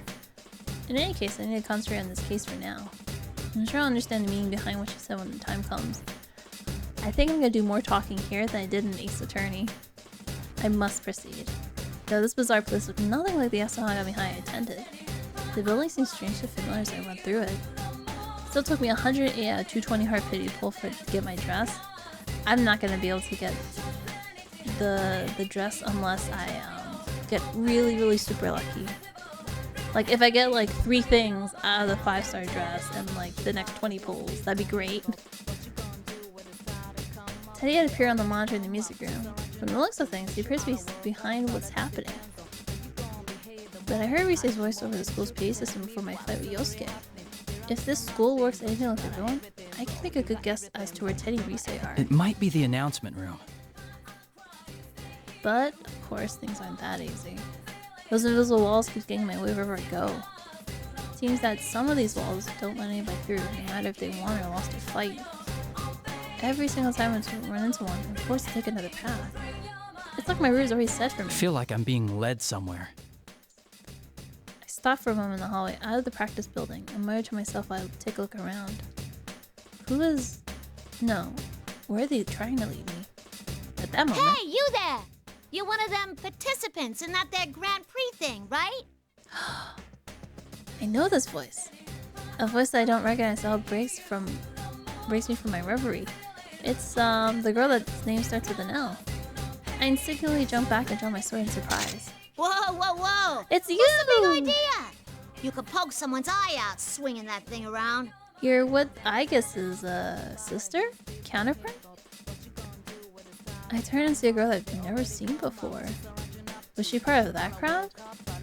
No, she looks like a real person. She was caught by surprise when I suddenly pointed my weapon at her. Although she flinches, her words don't lose any of their intensity. How bold of her.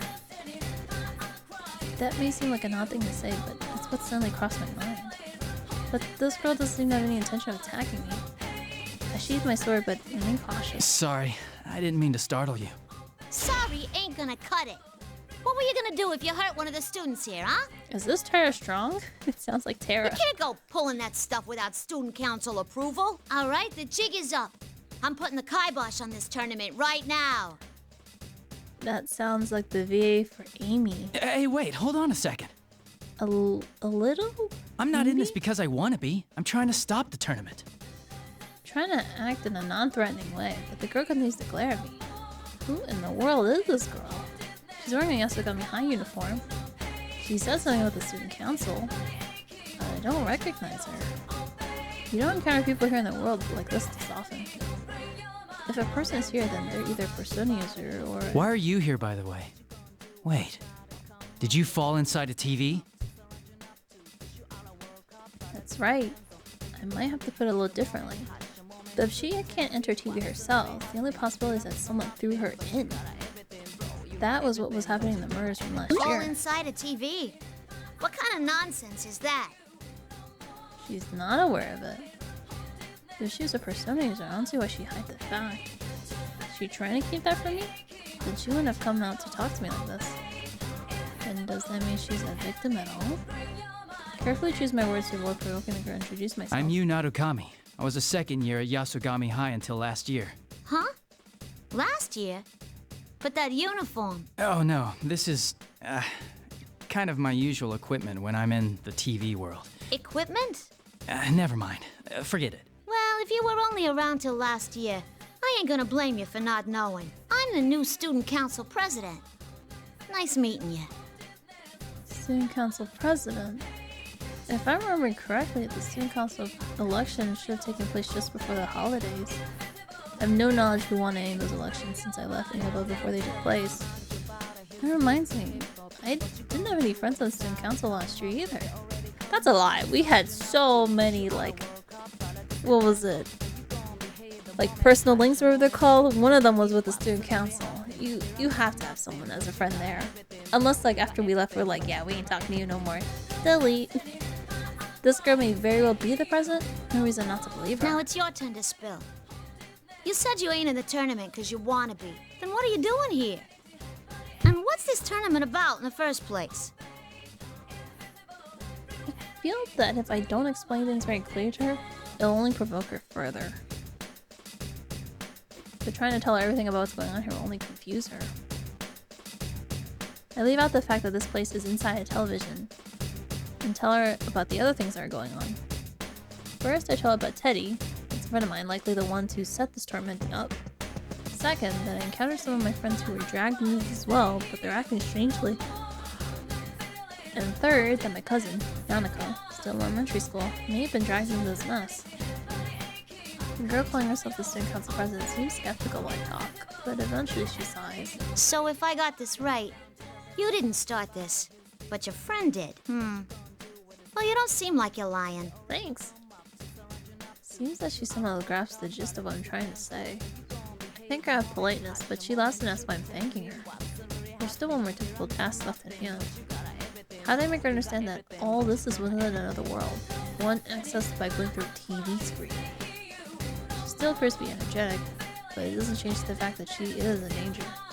I have to get her out of the world no matter what. Hey! That sounded like it came from the gym! I ought to tell you to go home, but I get that you're worried about your sis. Come on, let's go check it out! Oh, I guess Nanako's officially my little sister, even though it's my cousin. We both start running at the same time. I reach my full running speed when something occurs to me. I'm surprised to see this Miss President keeping pace right beside me.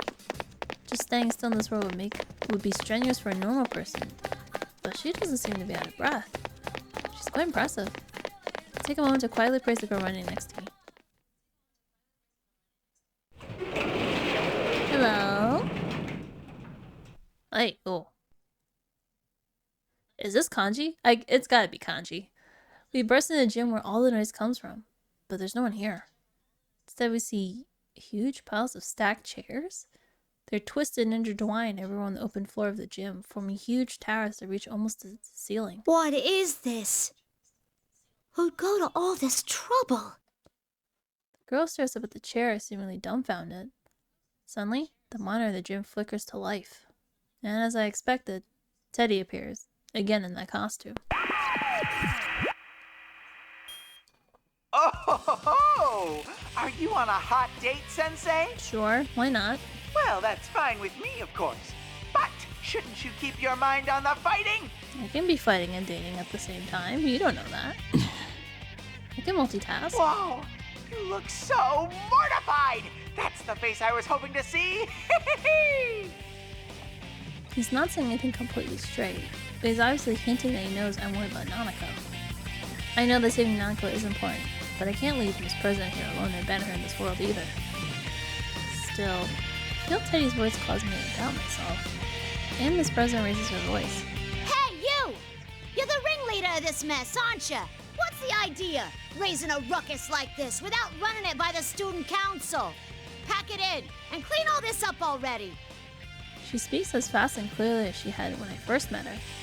After getting a clear look at her, I feel like I've come to realize where she gets her courage from. She truly wishes to protect her school. Strong awareness of her duties surpassing her fear. But Teddy on the monitor looked annoyed and stared at Miss President. It's incredibly detestable. I can't believe that Teddy could even make such a malicious expression. What's that tiny thing? I'm in the middle of an important conversation with Sensei. A yappy little mutt like you should be muzzled and sit in the corner. Teddy, how could you say that? You used to love the ladies. Why are you so rude? Sit, puppy, sit!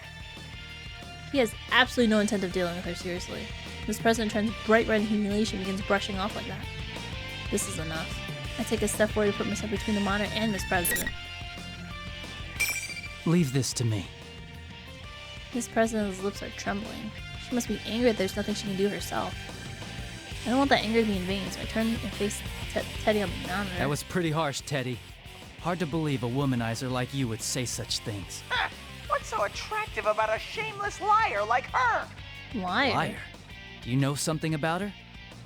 The way he says that makes it sound as if there's some history between the two of them. But as usual, he doesn't bother to give me any details in his answer. Come on, Sensei! Your opponent's getting tired of waiting for you!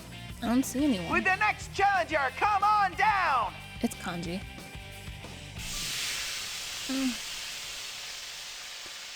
After that line, another cloud of smoke rises from the floor. But this time, it's Yukiko who appears? Damn, I was wrong. Thank goodness you're safe. What's the matter? It's nothing. Are you alright? Has anything odd happened to you? Odd? No, I don't think so. Yukiko seems alarmed to see me in a defensive posture. I feel my shoulders relax in relief as I shift my weight to stand normally. It seems that she hasn't been affected by like Yosuke had. No, I don't think so. We just haven't seen it. Or she hasn't said anything obscene. I didn't think I'd be that tense though. Now, that's Yukiko I remember. She's as sharp as always, exactly when we need her. If she's not being confused, then I can immediately ask her for help. I try to explain what I need from her. Nanako might be in here. I'm heading to the announcement room where Teddy is. I need you to protect this girl from me. She might be a victim of all this. I motioned towards Miss President, standing next to me. Yukiko looked at me in surprise. I don't blame her though, but what Yukiko said next was even more surprising. Why do I have to do that? It's not like I know her or anything. I'm not gonna help her because I don't know her? Is that really what she's saying? I can understand that she might be cautious when meeting someone for the first time, but will Yukiko really think that way? It's gotta be the same with Yosuke. The same uncanny sense of wrongness is coming back to when I hear Yukiko speak. Yukiko, not you too. Calm down and listen to me. Can you understand what I'm saying? No, she's ready to beat my ass with that fan. Huh? What are you saying all of a sudden? I can hear you clearly. What did you mean by you too? I try to question her, Yukiko's expression turned normal. I can't tell anymore. She doesn't look like she's being controlled by someone. Am I overthinking this too much? At the very least, she doesn't seem enthusiastic about this P1 Grand Prix. This is probably a trick the enemy is playing on us. They're trying to get us to fight each other. I'll say it one more time, Yukiko. I'd like you to protect this girl for me. Sorry, but I don't know how to put this.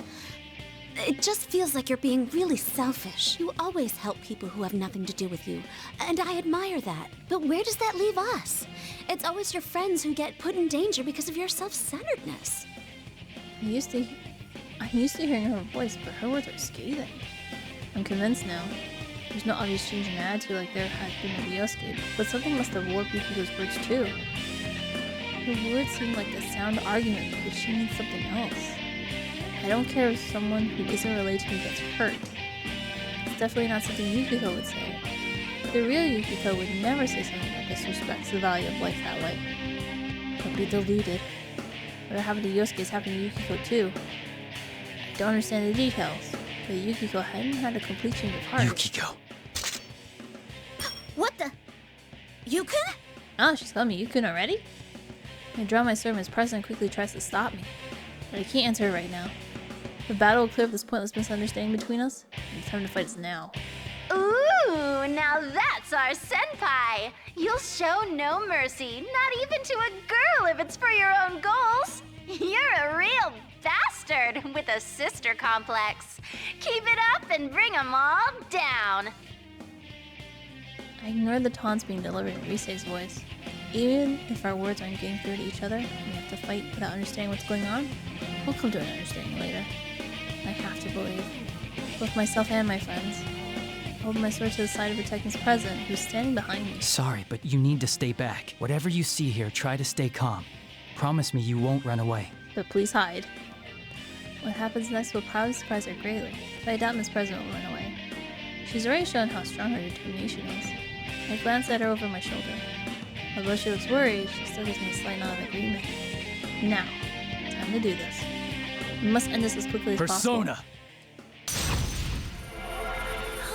Izanagi! Concentrate all my senses to summon my strength of heart. My persona, Izanagi.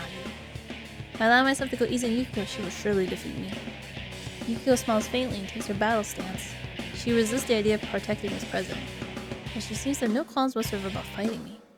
There's definitely something else controlling her. Come, Konohana Sakuya. Yukiko's black hair forms graceful arcs in the air as her persona, Konoha Sakuya, races behind her. That's right, Bijou Yukiko should have a beautiful heart like this. Wait for me. I will save you. I don't know my buttons.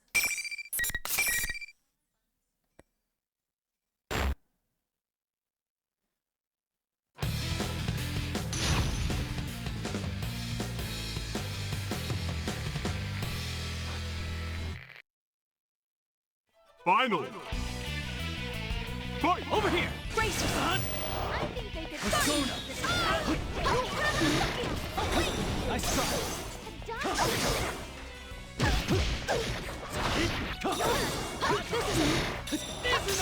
Over here! Over here! Oh crap, I ran into it.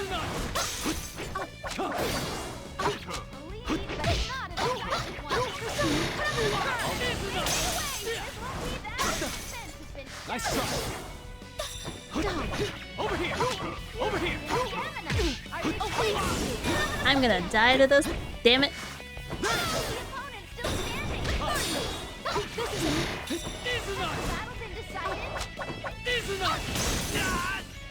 No, I died. Alright, announcement over. Until next time.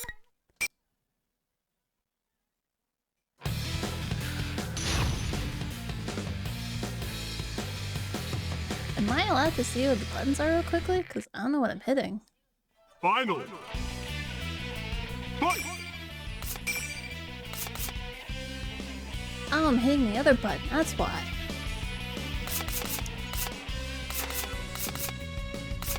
To throw? Throw is Y and... Oh, wait, no. I don't want to sign anything. I just want to know what I'm hitting. Easy enough. One more! What?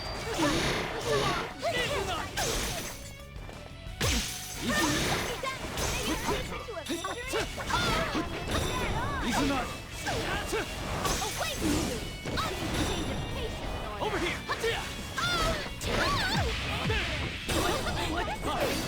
Over here! There! Oh crap, I got caught. Over here! Nice try!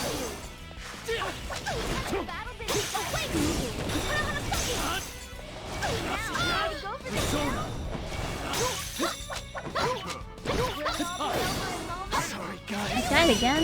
Damn it. Such total reversal. What a miraculous victory. Thanks to Danganronpa Street Fighter? I'm probably still bad at that too.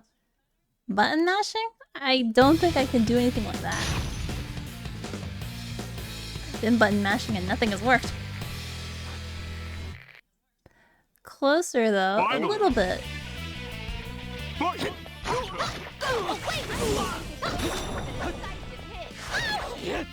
One more! Over here!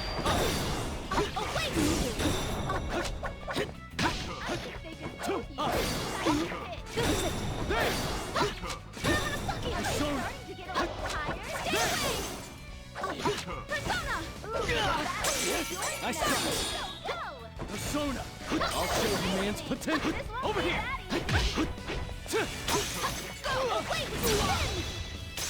Got caught. I didn't even do any better this time.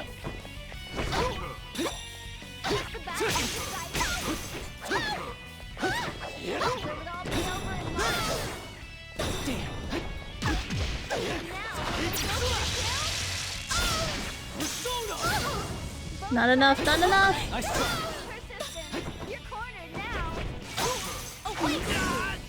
Damn it! What a rare, close battle. You both fought well. I'm gonna die to Yukiko so many more times before we can get out of this. And she's only the second person.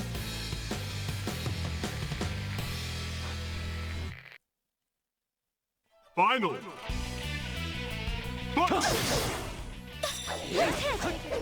Over here!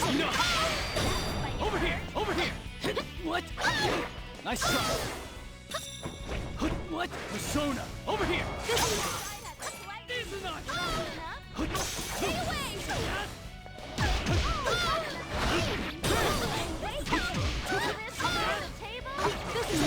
Izunari, come!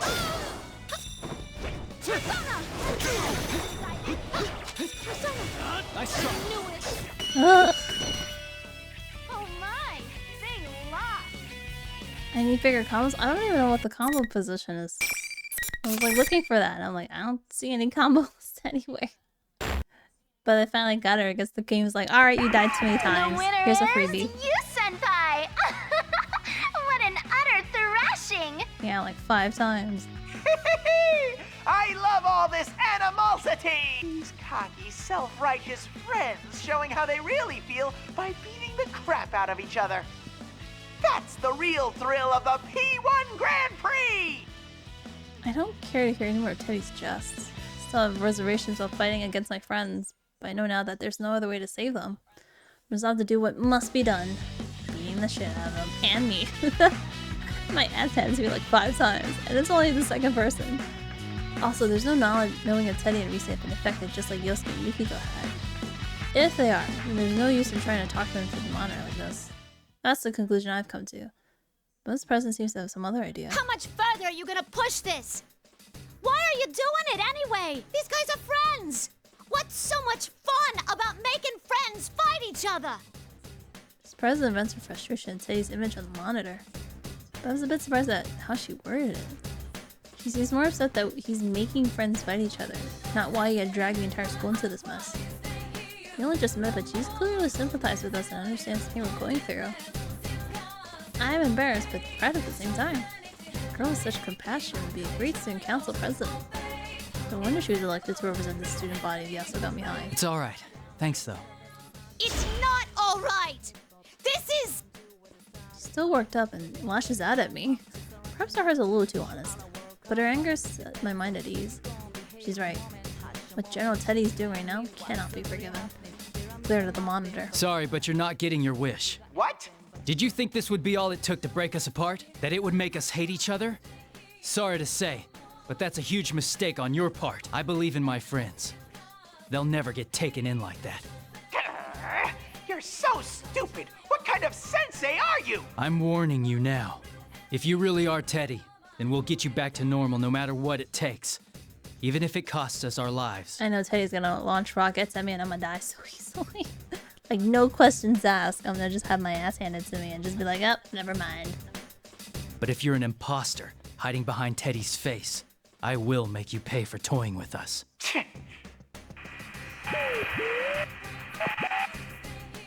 Teddy scoffs and turns around. Monitor suddenly switches off. Suddenly turning on us without any signs of remorse. It's not like Teddy at all. No, he's most likely not the real Teddy. Seeing the anger in his face only strengthens my suspicion. Someone must be taking Teddy's form to make it look like he's the one committing these acts. That girl's come around. I immediately rush to Yukiko's side. Are you alright? Yukiko, are you alright? I'm sorry I couldn't go easy on you. No, it's okay. You weren't your usual self, but I could tell by your eyes that there was something going on. I'm sorry too. Did I hurt you? Kinda, yeah. I sure wouldn't want to get into it with you again. I mean, you beat me like 5 times without remorse, so, you know, that really hurt. Try to pass off as a joke and we look at each other and laugh. Things are going the same way as they had with Yosuke. I'm out. Good night, old man. Get some rest. It's becoming clear now. Did I say things that offended you earlier? Yes. You did. Yukiko hesitated, as if even remembering his difficult experience. What in the world did my illusion say to her? I bet it was something horrible. Whoever doing this is certainly finding the most annoying way of getting us to fight. But what I supposedly said to her doesn't matter. Yukiko is still hesitant to bring it up, so I tell her not to worry about it. I don't need to know what I said. I just wanted to see if my guess was right. It looks like our enemy has the power to confuse our senses. My first opponent was Yosuke, and he told me a similar story after we fought. Huh? You said something bad to Yosuke-kun too? What did you tell him? You sure you want to know? It deals with nurses and a magazine. If I'm the only one admitting to what happened, that's not fair, is it? But that curiosity in lies with Yukiko, I know. I evade the issue with the smiling clout to Miss President who's standing behind us. What kind of people are you? Oh, right. We used our personas. Yeah, we should at least explain to her what's going on. She did see everything that just happened. This would be a good opportunity to tell her everything. I introduced Miss President and Yukiko to each other and filled in the parts that I had left out in my previous explanation. Tell her about the personas. Tell her that we're actually enrolled inside the TV. And tell her how the scenery has changed according to the hearts of the people who enter it. She looked doubtful of talking, but considering that she'd just seen her personas only moments ago, she doesn't immediately deny it. Still, it seems like she can't accept it all either. She crosses her arms as if lost in thought. On the other hand, it seems that Yukiko didn't know that Yasogami High had a new student council president either. Yukiko apologized for not paying attention to the elections in April. And that's it in a nutshell. So, that's what you meant by falling into a TV. Yeah, which makes me believe this school could be a part of your mind that's materialized. This school came from me? That's a lot to swallow. I'm not surprised. Why is it different this time around, though? Usually the victim's shadow appears first. Usually, and then we gotta save them before they kill them. That's right. And that's about that too. There's a reason why it's dangerous for people who can't use personas to enter this world. Besides the obvious reason, just not being able to escape and being unable to protect themselves from shadows. A person's shadow separates from them. The shadow that splits off are strongly attached to the original people they came from, and will try to harm them in order to become independent identities. I haven't given it much thought since his presence seems so energetic, but it's still possible that this has happened to her as well. Put this together with the conversation I had with Teddy a moment ago and came to a conclusion. The Teddy who's hosting this tournament. What if he's actually this girl's shadow? In the form of Teddy? Huh? I noticed he got agitated when I called him an imposter. A fake Teddy would mean he's someone else using Teddy's form. I see. If this place reflects Miss President's heart, her shadow must be here. And right now, the strongest candidate is... That's right. If we both saw an illusion, at the very least the enemy has the power to delude our senses and make us see and hear things that aren't there. On top of that, it can alter what others hear us say and see us do. If it can do that, then I can easily see that our enemies can use that power to change its appearance.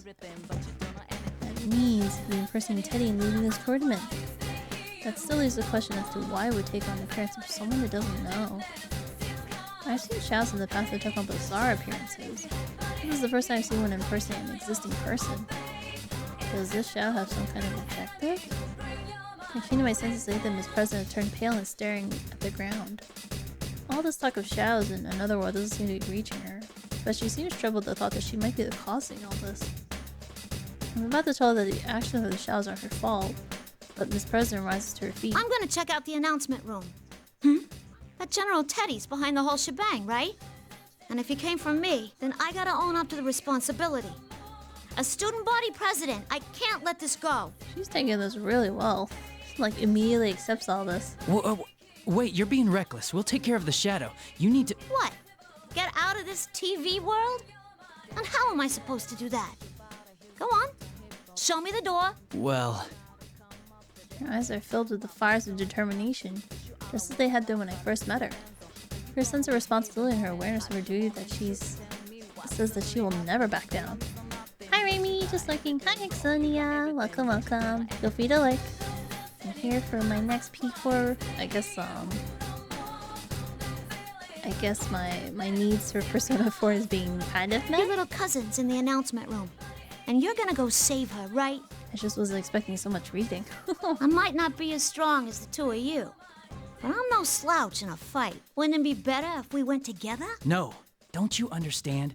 This world is... I know it's dangerous, but there's gotta be something only I can do to help. Hell, that aside, I can't leave after causing so much trouble.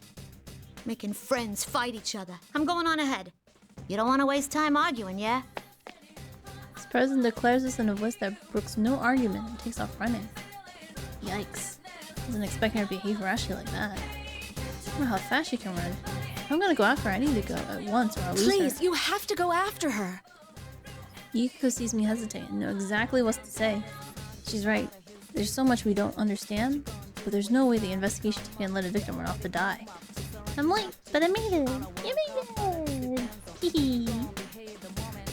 This is still pretty much the beginning. We haven't gotten too far into the story. This is the exact opposite behavior she's displayed before the fight. Now that is the Yuka Amagi I know. I'm ashamed that I had even slightly let myself be confused by the way I had her speak before. Can I answer her? I'll come back for you no matter what. I won't abandon you. No one stays. I believe in you. Yuko nods at me, and I turn and begin to run as fast as I can. I have to rely on the faint echoes of footsteps ahead to pursue Miss President to the school. I can't use my memories of the school in order to navigate because the invisible walls are everywhere. But the announcement room is upstairs. She sounds so robotic saying that. Yukiko does sound robotic in some instances, yes. That obviously limits the path that she can take. I will catch up to her, no matter what.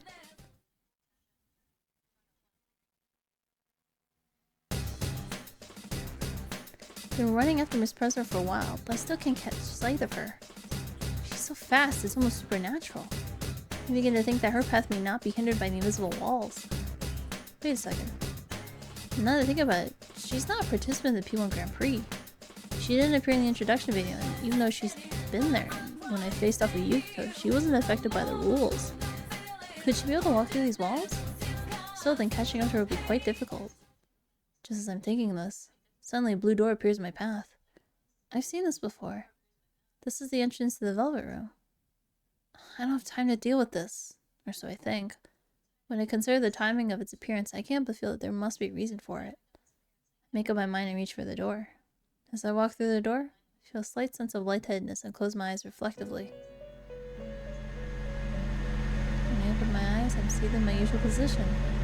Margaret's smiling quietly at me, as if nothing is different. When she sees I've noticed her, she speaks, as if aware of my impatience.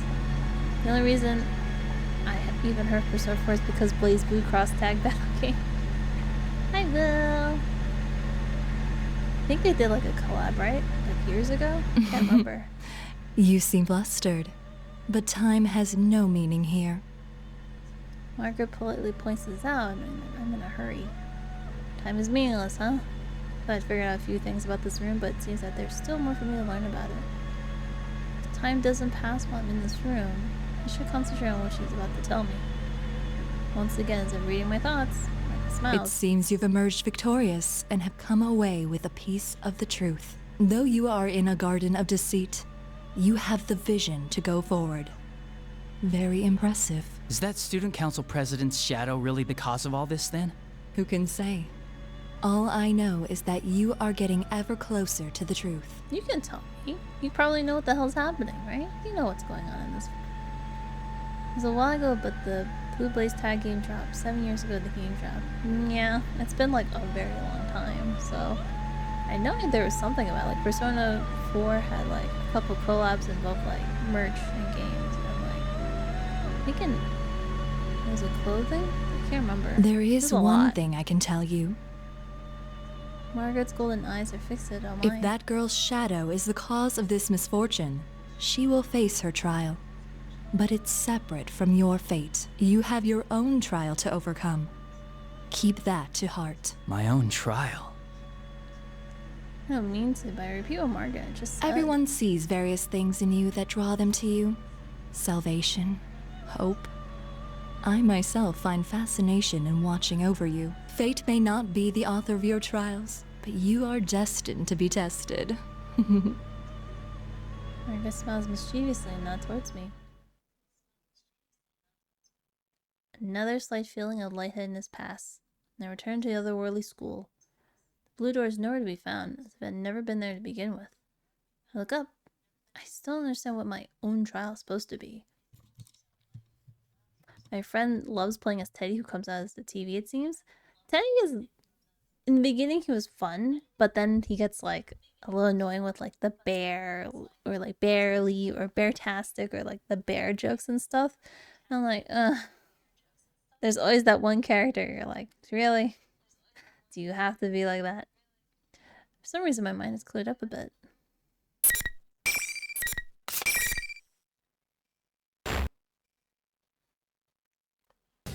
Oh, so he's a pun lord. He likes being a pun lord, and he likes being like a ladies' man or whatever. Where he tries to go and hit on Yukiko every single time. In any case, I need to keep chasing after Miss President. And now, I immediately see recognizable future. Her long ponytail.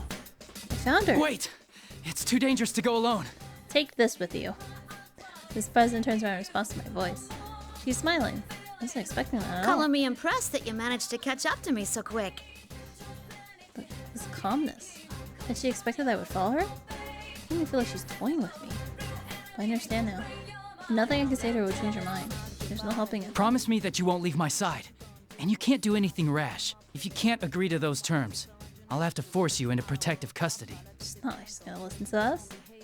Sounds like the different character I know. Yank. This is a matter of life and death for you. Sure thing. Then let's get to that announcement room together. I thought that I'd be able to keep her in check by saying that her life was in danger, but she didn't seem to take any notice. She just shrugged and accepted my proposal. She's quite hard to deal with. I'm not sure if she knows how I'm feeling, but she speaks Hey, up. mind if I ask you something? Doesn't this red girl eyes have a big axe? Yes, but I don't think we get to see that until like much later in the story. What is it? There's a moment of silence, just as I'm about to ask her to go on. Miss President continues. It's tough, being forced to fight your friends, huh? Oh, sorry. You don't gotta answer. She must still be thinking about my fight with Yukiko. True, I'm slightly hesitant to talk about any of this, but it's a question that must be answered. That's how it is. No, you're right. If I could avoid it, I would. But I believe in my friends. You mean your friends won't hate you after the fight? Hopefully not. If not, I could just say I'm sorry. I didn't mean to say all those words that you heard fake me say. Or you think they'll understand that you don't really want to fight? I don't know. Both, maybe. I mean, there's no way we'd fight each other without some kind of reason. Will she believe that answer? I study Miss President's face. But when she opens her mouth, she has an unexpected gloomy look in her eyes. What if you had to kill each other? I mean, it's not Battle Royale, so I think we're fine. I don't know. Kill each other? I truly hadn't anticipated that question. Caught off guard by how I hadn't even considered it. It's true there's no guarantee that this General Teddy won't suddenly decide to make us fight to the death on a whim. Sorry, that was probably over the line. I don't know why I said that. I wouldn't let it happen. Even if I was forced into such a situation, I would never follow that order. That's all I can say for now. And after hearing my answer, Miss President cast her eyes down again. I just noticed that Yu has a mask over his mouth. I have the mask on, yes. I have the horns today. I don't think you can see my eyes too well. Hold on. I don't want to click out because it's gonna like kill the volume, and then when I click back in, it's gonna be so loud it hurts everyone's ears. After seeing that behavior, how do I put this? Feel a sense of incongruity. Why could that be? Something doesn't feel like her. Could Miss President be carrying some unimaginable burden that she has yet to confide in us? You just met the girl, like she's not gonna go into like, oh, it's been like 6 months of friendship, I feel comfortable now, let me dump all my trauma on you. That's too soon. Is it so heavy that she would ask that question of me?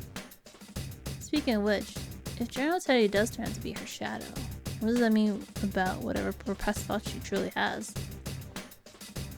Suddenly, it seems that her courageous and truthful demeanor are a mirror image of that. A slight sense of fear chills my spine. My thoughts race through my head while we walk down the hallway. What are you doing? Ugh. I thought I broke my nose for a minute. It's that invisible wall again. You know, I should have been expecting them. I relaxed my guard and walked right into one. Pulled my nose and moved away Miss President, who looks concerned. There's an invisible wall. I don't think I can go through here. An invisible wall? Oh, that must have been why you broke out of the mime act every now and then. Well, if I can pass through, it must only be blocking the tournament fighters. Yep. This world sure is out there. Miss President walks right through the place I had bumped into. So that must be the case. As I imagine, Miss President is unaffected by these walls. Is it because she's not one of the fighters in the Grand Prix? Of course, if General Teddy really is her shadow, maybe the normal rules don't apply to her. The entrance of the school building is ahead of us. Perhaps worst of all is that the wall I had just walked us into is blocking me from reaching there. Just to find some way around. No, there are walls here too. And the same could be said for the direction towards the entrance. A thought crossed my mind as I checked back from where we came. Just as I thought, another invisible wall has formed where I just passed and I can't go back. With walls in every direction, there's nowhere I can go. I'm trapped. If I can't go anywhere, this can only mean one thing. Be careful. This probably means... The moment I call it to Miss Present, General Teddy appears on the monitor in the entryway. It means my third round of the Grand Prix... Drink P1 water, Grand you Prix is about to dehydrated begin. bitch! Oh, thanks.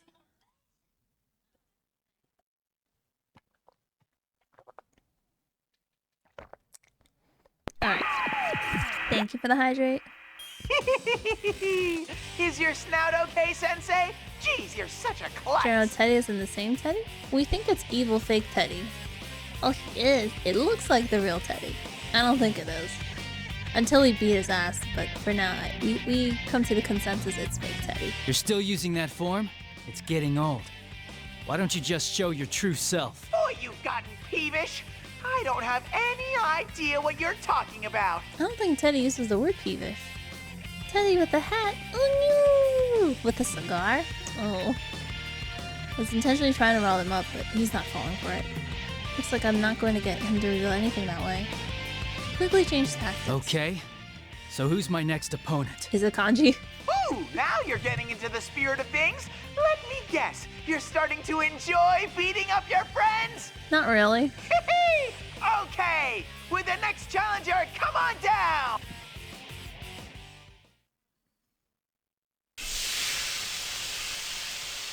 Ah, it's bright. Joe doesn't pick up on my intentions and loudly yells out what appears to be his pre-battle catchphrase. Smoke pours out. And who should appear from the smoke but the person was expecting to see? My eyes! 4 of us entered the TV together. Chie! I fought against Yosuke and Yukiko. Then... That's what I thought. You're the last of us, after all.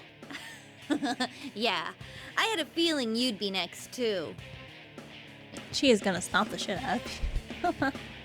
Chie left along with me.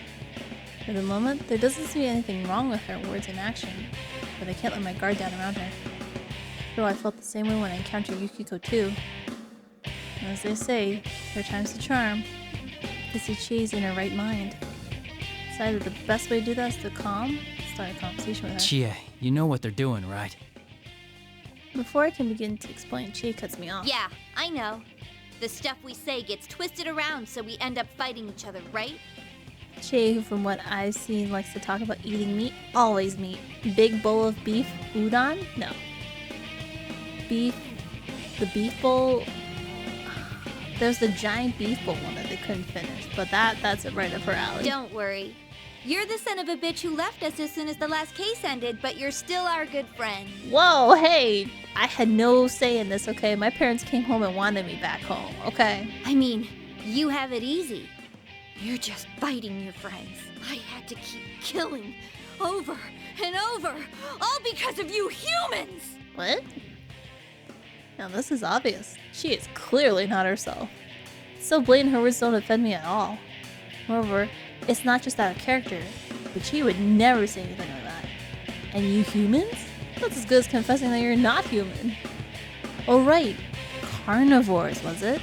This president is watching us from nearby. She looks more dumbfounded than worried. Still, what she said at the end caught my attention. I had to keep killing over and over. More stuff about killing, huh? Miss President was talking about it earlier, too. This must be... It hurts. It hurts. It hurts. Hurts. Hurts. I'll give you a taste of the pain they put me through! Damn, Chie. She's not even trying to sound like Chie anymore. Can't even begin to understand what she's talking about. But if a shadow's intentionally making people say these things, what does this mean about Miss President? Killing each other? All because of humans? What kind of secret paths could the new student president of Yasogami High be harboring? No, now's not the time for this. I'll have to look into this after we cleared up all the confusion between us. Let's do this, Chie. I ignore her words and draw my sword. Immediately, Risei's voice echoes throughout the area as if she was waiting for this. Well, well, round 3 of the P1 Grand Prix already. Word on the street is that the carnivore may have a slight advantage. Probably, she's gonna kill me. Will you, Senpai, all talk and no skill, manage to eke out a win this time? I must be super lucky in order to win against Chie. Let's get this show on the road. Ready?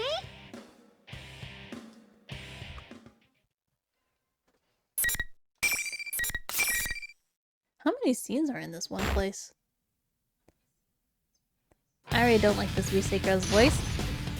I think Risei's voice is also in... I can't remember which show it was. Over here! It's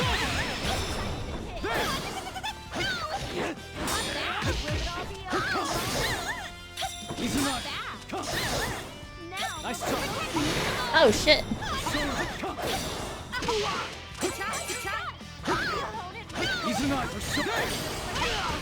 Damn, girl! Nice try.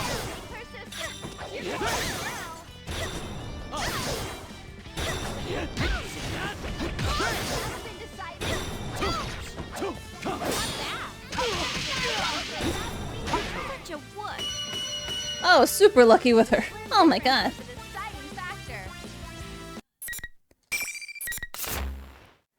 Chie's more like she's jumping rope when she's standing still. A little.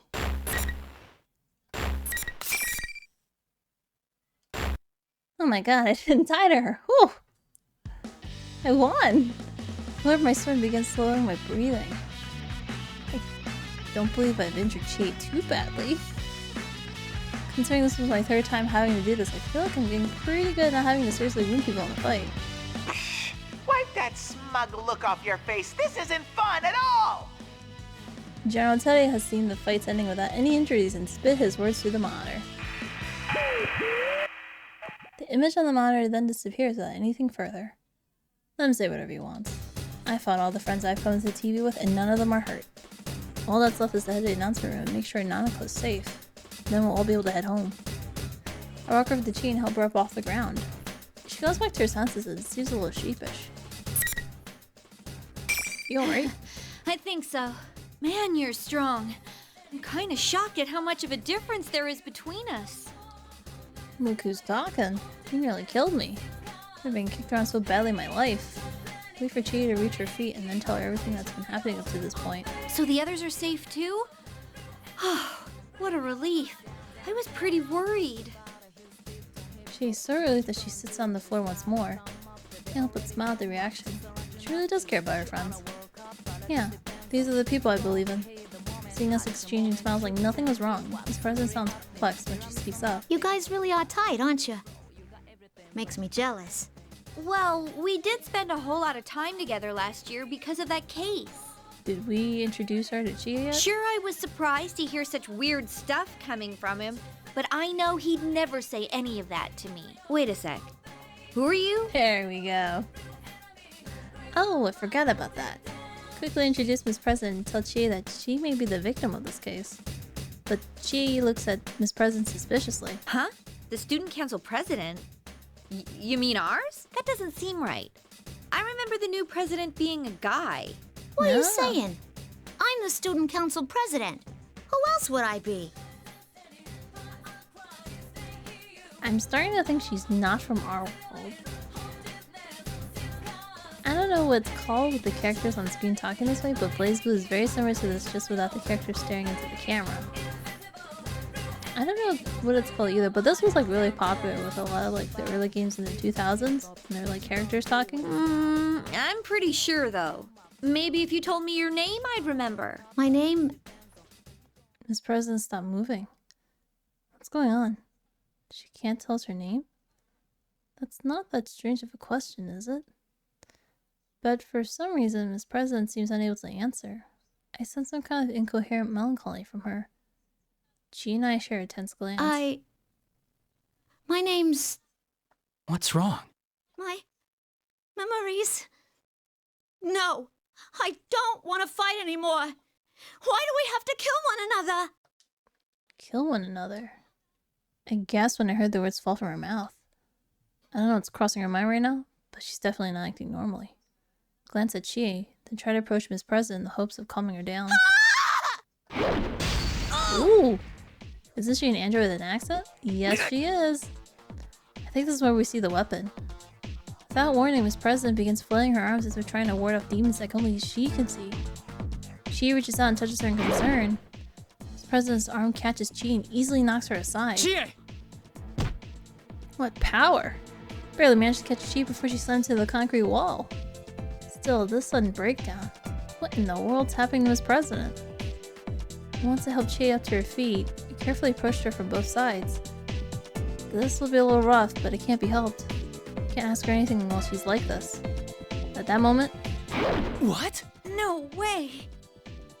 Before I knew, Miss President is flying through the air. She was jumping. For a moment, I can't comprehend what I'm seeing. This is no ordinary leap.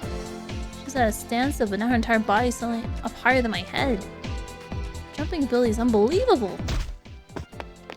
She and I looked up in astonishment as Miss President kicks off the ceiling to change directions and land at a full run. Wow. Who is that girl? I don't know, but she's not human. Did I say something to offend her? She did mention something about her memories. Come to think of it, her memories did seem a little muddled. Maybe she was on the verge of getting them back. What kind of memory would make her go nuts and run away like that? I don't know, when you say, do I have to keep killing? That's kind of a hint.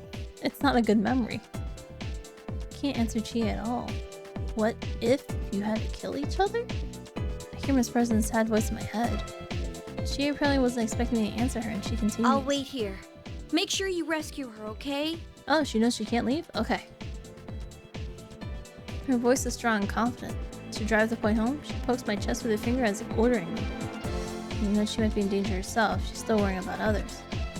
All my friends are like that. That makes me really happy right now. If I asked Chie if she'll be alright on her own. She fires back, let me worry about that. I nod to her and begin running after Miss President once more. I will save her, no matter what. We still haven't run into Kanji. Kanji! You're the last one I'm too scared to fight. Even though I was running as fast as I could, the invisible wall keeps preventing me from making much headway. I attempt to strike at the wall with my persona, but nothing's happening. So many invisible walls, one after another. Miss President can pass through them. I don't know if I can keep up the pursuit. The announcement room is still my destination. There's no way to know that's where Miss President's headed as well. There's a Shao waiting for me there. I need to get there anyway. Teddy and Rise should be in the announcement room. If Naruko's being held captive, that's where she'll be as well. I have to keep running. But yet another wall blocks the hallway. First, I think that this is a dead end. I realized that I can't cut through a classroom and can't come on the other side of the wall.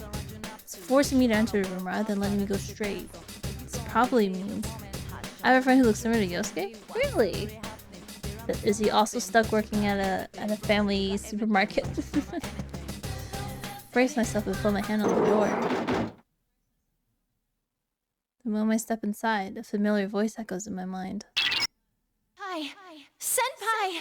Can you hear me? Please answer me! Rise! That voice. Is that you, Rise?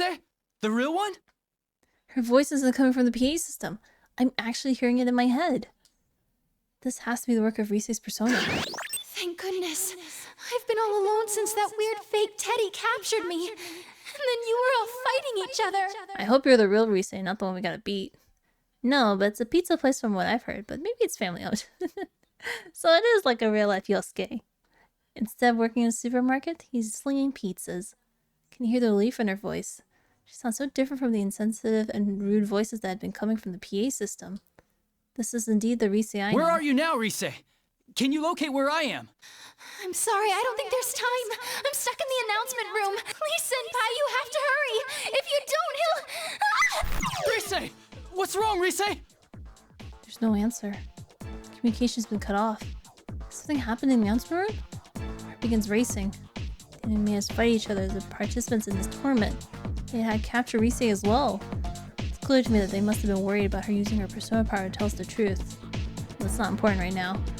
She's just captured to prevent her from contacting us. The enemy must think of Rise as being less valuable than those who had to fight. You sound okay, but who knows what might happen to her now. I have to hurry. Pardon me for interrupting while you are lost in thought. Bitch! A hand brushes my shoulder. I'm surprised I jump away and draw my sword. Is that Aegis? I can't believe I let myself get so lost that I didn't notice someone until they touched me. This is the second time I let myself get so distracted. This looks like a school, yet there's enemies? Is this a takeover? We're inside the TV world, like the alternate world. So in this world, depending on the victim's state of mind and emotions, it distorts the hell out of the rooms or the area. So right now, everything is a little weird. I've gotten used to having my friends with me while we investigated last year. I can't pay attention to the entire world on my own. I need to brace myself. It is Aegis! Aegis! I look up and see another unfamiliar face. A girl with blonde hair and striking blue eyes. Wait, a girl? Her face and voice seems human-like, but the rest of her... There's metal everywhere all over her body. So Teddy and all the people are in the TVs in the TV world? Are? Yeah, so we were going into the TV world just because Real Teddy, Real Rise, and Kanji are missing. And in Persona 4, the last game, we solved the mystery of like the murders in Inaba.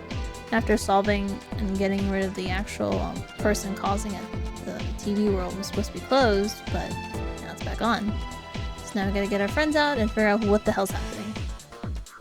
For a moment, I wonder if this is just an elaborate costume, but I can see the interior framework of her body where her joints connect. I didn't mean to startle you. You're, It's nice to meet you. My name is Aegis. And no, Aegis! I am not human. You are the one from the introduction video, listed as the Sister Complex Kingpin of Steel, Narukami-san. Correct? We have such a terrible intro to our character. Not gonna lie, this game doesn't look like the type to have swearing and murders.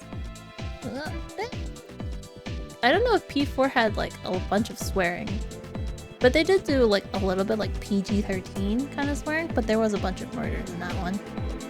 Question catches me off guard. I was expecting a complete stranger to call me that. And did she say she wasn't human? Well, when Yosuke called me by that stupid title, I knew it was a joke. But when a stranger says it, sounds like they truly believe it. Ugh. This is a pain. Nanako is important to me, but calling it a complex is stretching things. No, wait a second. I was trying to play it off, but I ended up blurting out Nanako's name anyway. Calm down and take this conversation away from this subject. I clear my throat and try to start over. As someone who follows Blaze Blue, I'm used to games with that. That's like the par for them. That's their bread and butter. It's how they get the story rolling. Aegis-san, was it? Why are you here? If a game started with no murder, is it really any adventure or story after all? If it was just a simple mystery and no one died, is there any excitement to it? Our primary objective is the destruction of shadows, but we have come to this world on a different mission. The destruction of shadows? She fights shadows? How can she do that if... Does that mean... Yes. I have a persona as well. Though my body is a machine, personas are the strength of the heart after all. I forget what was hers. Just as I thought. I'm surprised to find another persona user outside my group of friends. And a robot on top of that. Wait till you see the dog. Koromaru, the dog can do one too. Especially the main character. He swears more than I work in a month. Some people are like used to swearing in their vocabulary, right? It's like your go-to like filler word. Can't come to grips with it. All this. And the way we were talking, she seems like a normal person, only in an interesting suit. True, I've seen stories on the news about robots looking uncanny like real humans, but isn't something like that far beyond those? Still, I can't help but feel that the evidence in my own eyes. I mean, I've been hopping in at TVs for the past year. Who am I to say who's strange or not? Perhaps the technology behind her creation has supernatural roots of its own. I find myself growing more and more interested in how she came to be here, but I have to put that aside for now. There's something I need to find out from her first. This P1 Grand Prix, it's so similar to the events of last year, but to think that it would involve someone like her. I don't have a clear picture of everything that's happening, that's for sure. Calm myself, then ask her what I feel would tell me what she's doing in this world. And what is this mission of yours? She opens her mouth to respond, but just then... Every time I look at the screen, they're staring at me menacingly. You're gonna have to like somehow just stare back as menacingly as you can. So you like Cosmos a lot? Do you feel the same about Igus? I'm gonna say Igus and the girl that we just saw as class president, it's kind of like how Cosmos and Telos, it's kind of like that situation. Igus is cute, but Cosmos will always be number one, okay? Nothing will ever top her. She will be number one with food till the day I die. Functionally, they're kind of the same. A little. Telos is, I guess, a more haughtier version, but like, clearly not as strong as Cosmos. Especially when she fires like a phase cannon or a phase ball through her chest. So, Cosmos will always be number one. The monitor inside the classroom turns on. It's at that moment I suddenly remember.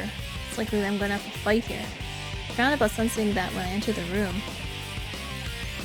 Battling the P4 Lauren stream. Aha!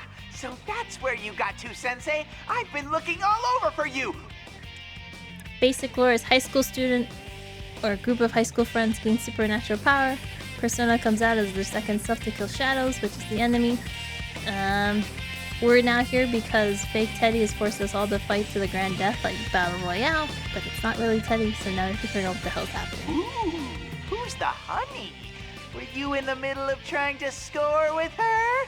Don't pretend to be Teddy, you were just dissing a woman earlier. As if you didn't know. You're the one who lured us both here. Oh my, did you figure it out? I didn't have a choice after those guys decided on their own to horn in on the fun. You're a bright boy, Sensei. You know what's coming next, don't you? General on the monitor gives me a twisted smile. Could Igus-san's mission be something that will cause him trouble? And Teddy, I know, flirts with girls. Without shame, without hesitation. This version of Teddy is not nice. He called one of the girls a puppy, or a dog. I can't figure out what his motives are, but he's using us to crush each other. In other words, she's the next challenger that's been sent against me. Igus-san seems to understand this as well and is staring at the monitor with quiet animosity. Sorry about this. Do you know the rule of this tournament? Only the victor of each match may move on. Yes? I have nothing against you, but I'm in a hurry for my own reasons. Neither of us, in other words, can back down. Then there should be no hard feelings. Igus-san is refreshingly straightforward about this. She immediately takes a fighting stance. Just to point this out, he does flirt with the Ruby girls in the club game and he gets shot down. I would imagine none of them would actually say yes to Teddy. A bitter thought comes to me. It's tough being forced to fight my friends, but having to hurt someone that I don't even know is just as bad. Another thought comes on the heels of that one. I don't know this girl. Perhaps her appearance here means that there's an urgent problem that an ordinary student like me can't fathom. What gives me the right to stop her on her mission? Shouldn't I know what's at stake before I take that from her? Thankfully, it seems that she hasn't gone mad like my other friends. Perhaps the enemy doesn't care about collecting minds of people who don't know each other. If we still capable to understand each other, then we should talk this over before we do anything. That will not do. We will speak more of this after one of us wins. Oh, she knew what I was thinking. I just realized she's wearing a tie, but not a full black suit. Nope. I think it's the style of just having like a button-up looking like formal shirt with a tie. Igus-san says this so quickly that she's just reading my mind. For a moment, I'm stuck by how she could have known what I was thinking, but I realize that she's right. What good would it do for us talking things over? True, the loser cannot leave this room. But until we have a battle, neither of us is going anywhere. It doesn't really matter if we can come to an understanding or not. Until we have our fight, none of our goals are going to be accomplished. My cars. If that's the case, then it's better if we don't hear about each other's problems before we fight. This could be why Igus-san hasn't told me anything. This must be her version of kindness. Silently ready my sword. Igus-san approaches to smile slightly when I do. Right. I'm not gonna give up for what I'm fighting for either. I need Nanako and my friends to be safe. I have to make sure that Miss President is okay. I use everything I can to protect them. To thank her for her consideration, I make it a point to announce that I'm ready to start the fight. And here goes. There's no need to hold back. Also, that's a lot of filler dialogue. I didn't expect to read this much. This is more reading than Ace Attorney. Indeed. Let us do battle. Get down, Miss President! I think Miss President will be fine. She seems to be able to, like, hold her own. Hold on, I'm just gonna move myself up a little.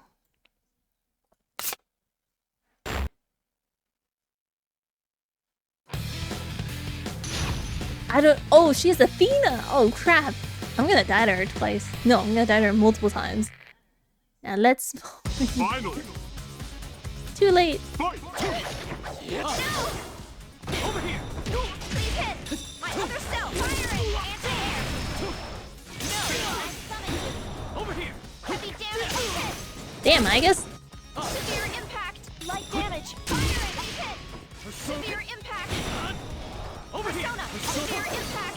Heavy damage! Nice stuff, right though! Target locked! Over here! Persona! No! Ready! Can you take it? Fire! No! Can you take it? Gotcha! Severe impact! Over here! Down! Oh crap, I'm gonna die to her. Nice try. Severe impact! Light heavy damage! Motor functions shutting down! Oh, so close. Ugh.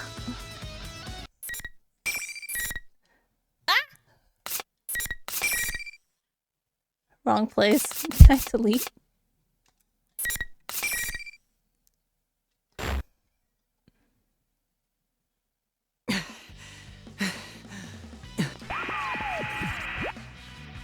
Wowza! Now that's the sensei I know! That hunk of junk was no match for you! So mean. She's not a hunk of junk. Serves you right! Keep suffering! Friend against friend, beating the heck out of each other! Machine with the power of a persona. It's made to fight shadows, but I have no idea what she was capable of. I feel like my mind's been drained even more than my body. It angers me to see that General's watching us with an expression of joy, as if we were some performance for his amusement. I look up and glare at the monitor. I don't know why you're making us fight, but it's pointless. We aren't fighting because we hate each other. The reason we can fight is because we respect and trust each other. Get out of here, fake Teddy. You're not even a Teddy! Unfortunately, until we beat this fake Teddy's butt, it's gonna keep taking our womanizing, schmoozing friend's body and it's just being really, really mean. A little growl. That's the only sound I hear. The real Teddy's never made such a hateful sound. It's actually rather scary. Stupid! You're such a dumbass! What's with you? Ah, there we go. The image on the monitor distorts along with the outburst. John's having trouble remembering to act as someone else, and his face bulges. It ripples disturbingly as his hate pours through the screen. Any pretense at copying the adorable stupidity of the real Teddy is gone now. I notice that the voice spitting out these hateful words is not Teddy's either. Respect? Trust? So what if you don't hate each other? You're not like me! I was forced to fight against my will! I destroyed them with my own hands! You should all have to go through the hell I suffered! See how it feels to destroy everyone you call a friend! If I knew this was gonna happen, I would have made the rules so you had to kill your opponent to move on! Oh. General on the monitor continues to rage. What are you talking about? Why did you set this tournament up? The moment I say that, I feel like all the dots have been connected. How they talk about the cigar still in his mouth as they talk? Is it stapled there? It could be like, you know, just floating around. Plus also, nothing makes sense in the TV world. It could just, you know, you can talk without it falling out of your mouth and it's totally normal. Or it could just be like his weapon. That ominous muttering of killing one another? Were these both something that had directly come from her past? Maybe she'd been forced to fight against people she didn't want to fight. Had she been forced to destroy something that was precious to her? There's no way of knowing for sure, but it's possible. Considering this, it kind of explains why her shadow could have created a torment like this. That is, she wants us to feel what she went through. I might not be entirely correct. I feel like I'm close to the truth. Should I ask General Teddy about my suspicions? Cigar weapon to burn his enemy with, and also blind you with smoke. But as I'm considering raising my voice... Pardon my eccentric entrance. Mitsuki? What? Someone came crashing through the ceiling. What in the world? Rush over to Aiga-san to protect her from falling debris. Oh! It's not Aiga. Oh! It's Elizabeth! When I look up, I see a young woman emerge from the cloud of dust. Well, not as strange as I guess. She seems a little uncommon as well. What's with all these women's interruption? All the ladies! But aside from that, why'd she go through the ceiling? This room has doors! Makes no sense at all. It's about to get to the heart of the matter, Joe and Teddy, but the monitor in this room has been destroyed, along with the ceiling. Though she seems oblivious to my confusion, the girl cocks her head and apologizes again. Oh, please excuse me. I didn't have the faintest idea that someone would be Wait, here. is Theo here? I love Theo so much. When they did the original Persona 3 with the female protag, and Theo was the Velvet Room attendee, I was like, oh my god, Theo. Love him. Such an idiot. But such an innocent, lovable idiot. Faintest? Fiend? Fiend? Something along those lines at any rate. What the hell is she talking about? Who in the world is this person? Wait a second. That blue suit she's wearing, it looks familiar. And that silver hair and golden eyes? Could it be? Are you from the Velvet Room? My, is this what's known as being hit on? No, it's asking a question. A clarifying question. What is Lady blabbering about? A forbidden ritual where one human approaches another based solely on appearance and bets on the inner self being equally attractive. What? No, I'm not hitting on you. You just remind me of someone I know. It's your older sister, Margaret. Okay, so that actually sounded like I really was hitting on her. No, I need to stop thinking about that. In any case, I need to ask her something. Do you happen to know anyone by the name of Margaret? Margaret? When she repeats the name, her face seems surprisingly youthful. I've been taken aback by her bizarre speech and action, but could this girl be younger than me? Her profile simultaneously evokes the image of a pondering philosopher, an innocent girl. Can't figure out how exactly to speak to her. Neither did Dorkun or the rest of the team. Not hitting on you. Should be more polite? I guess it doesn't matter too much. And you're worrying about the niceties isn't the most important things right now. Oh, actually, we should introduce ourselves first. I'm Yu Narukami. Ah, that had slipped my mind also. My name is Elizabeth. Where's Theo? I'm more interested in Theo. Dear me, to hear that name fraught with memories in such a mundane, remote place. She thinks of this world as a mundane place? That's confusing. Yeah, so Inaba may be in the countryside, but I don't think it's as bad as people say it is.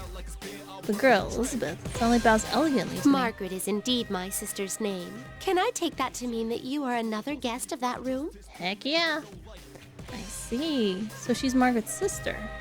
That would explain why she reminds me of her. Elizabeth-san, huh? Well, I guess that's the case. It's true that there was a time when I visited that room. Igor, Margaret, and now Elizabeth. Seems there are more people who call that place home than I thought. I think I probably met Margaret last year instead of this But girl. why is a resident of the Velvet Room here? Did Margaret send you with a message or something? I am currently utterly neglecting my duties. She says it with glee. Is that so? That doesn't really tell me much, and I have no response anyway. So, what possessed her to come blasting in through the ceiling instead of using the door? Decide not to bother asking that. I've met so many different people over the last year, but trying to have a conversation with this girl is like trying to ride a wild horse. She's just gonna ignore the direction I'm trying to steer us towards and just veer off wherever she wants. Best to just hold on and go along for the ride then. Maybe if I pay attention, she'll tell me something worth of my time. Even if I try to ask her any questions, she'll likely just be confused anyway. Just as I'm having these thoughts, the girl seems to notice my hesitation and starts talking about herself. Her eyes lit up for sincere passion. She really is a hard one to read. I have a certain desire. It may take a very long time for it to be realized. In order for my wish to be granted, I require a power much greater than what I have. The power of the wild card that changes bonds into strength. I have a feeling that the key lies there.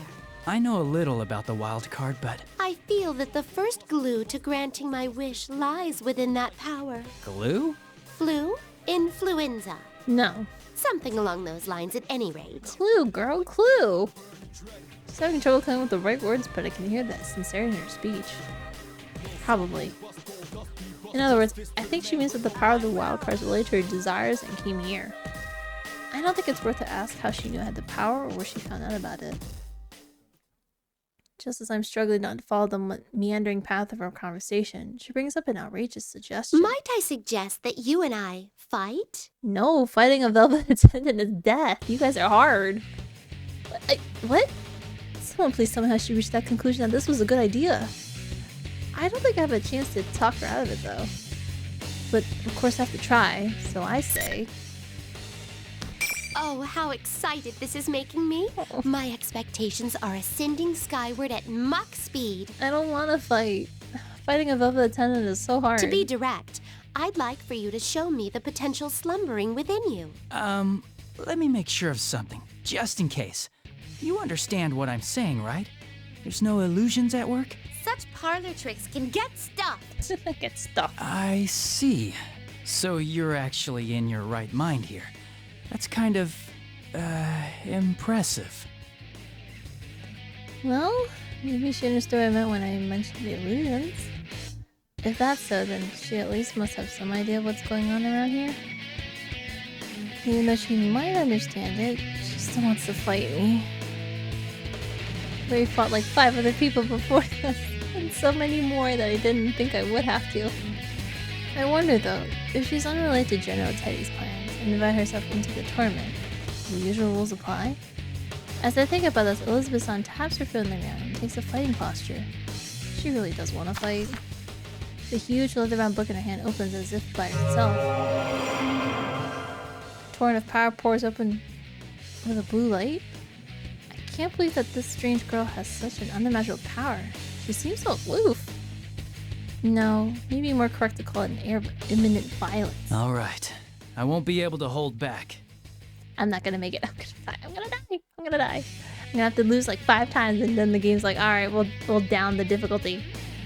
A tournament in a classroom? This TV will make as much sense as 2 + 2 equals fire truck. To be honest, I was really saying that in hopes of bluffing her. I have absolutely no room to hold back in this fight. I hurriedly cast off my fear and focus on the upcoming battle. There's no room for doubt. I need to hit her with my full strength from the start.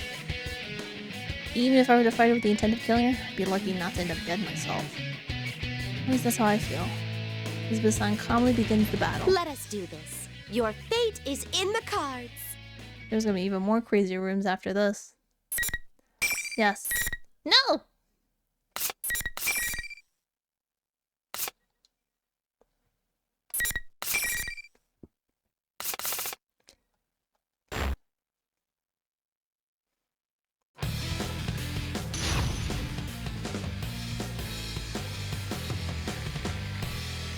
We're gonna die! Finally!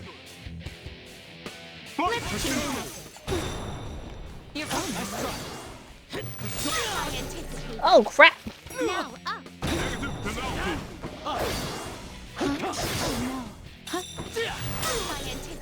What the hell? Forgive me. Going down. I'll show you man's potential! From this opening my deck. Impressive. Oh my. Opening my deck. Remarkable. Oh my. Impressive. We're through! Over here! I'm surprised. What the hell? She doesn't fade into the ground, she's just lying on the ground. Just when I thought I managed to throw her off balance, Elizabeth-san gets back up elegantly, as if nothing had just happened. Suddenly, I feel intensely build up in the air. Don't tell me she hasn't been taking this seriously at all up until now. In the next moment, I've swallowed into a torrent of power like a leaf being blown in the air, without the slightest understanding of what's happening. My vision blurs as I'm spun about, and before I'm able to tell up from down, the floor jumps towards me and I'm slammed into the ground. Elizabeth is also in a collab game, and it's weird how she takes you into the book like you're a card. She is, I think, she's not a distributor of the cards, right? But she has something to do with the cards. It's kind of her shtick. Am I about to lose?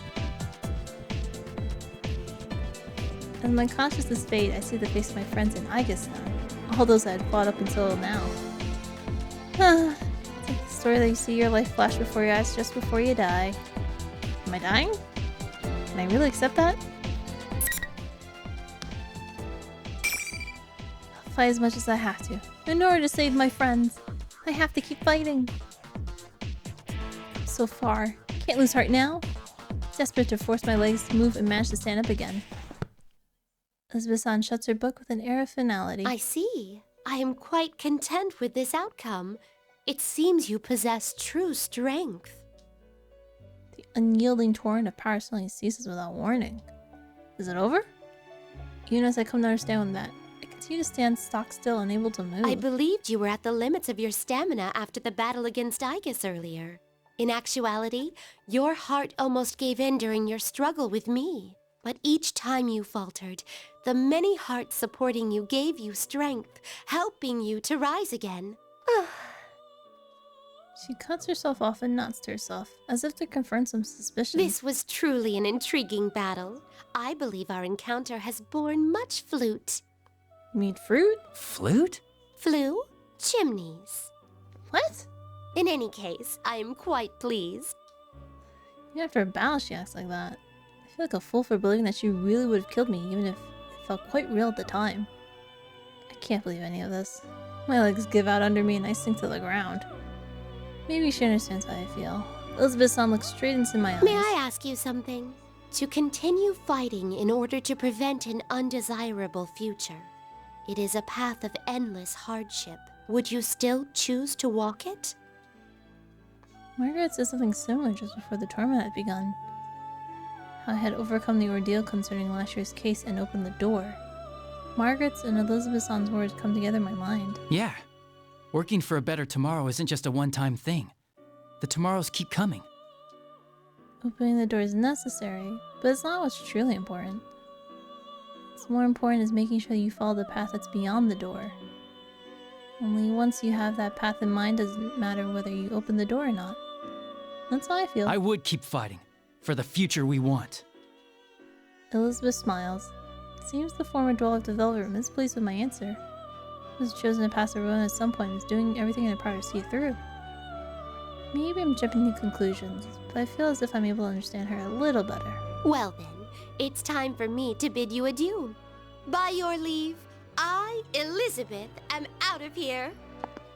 With this, Elizabeth briskly walks out of the room. It caused me some trouble, but I've also learned something about myself as well. I think I'll call it a draw. As I say goodbye to Elizabeth, I hear Igus getting to her feet behind me. Are you alright? You shouldn't force yourself to move.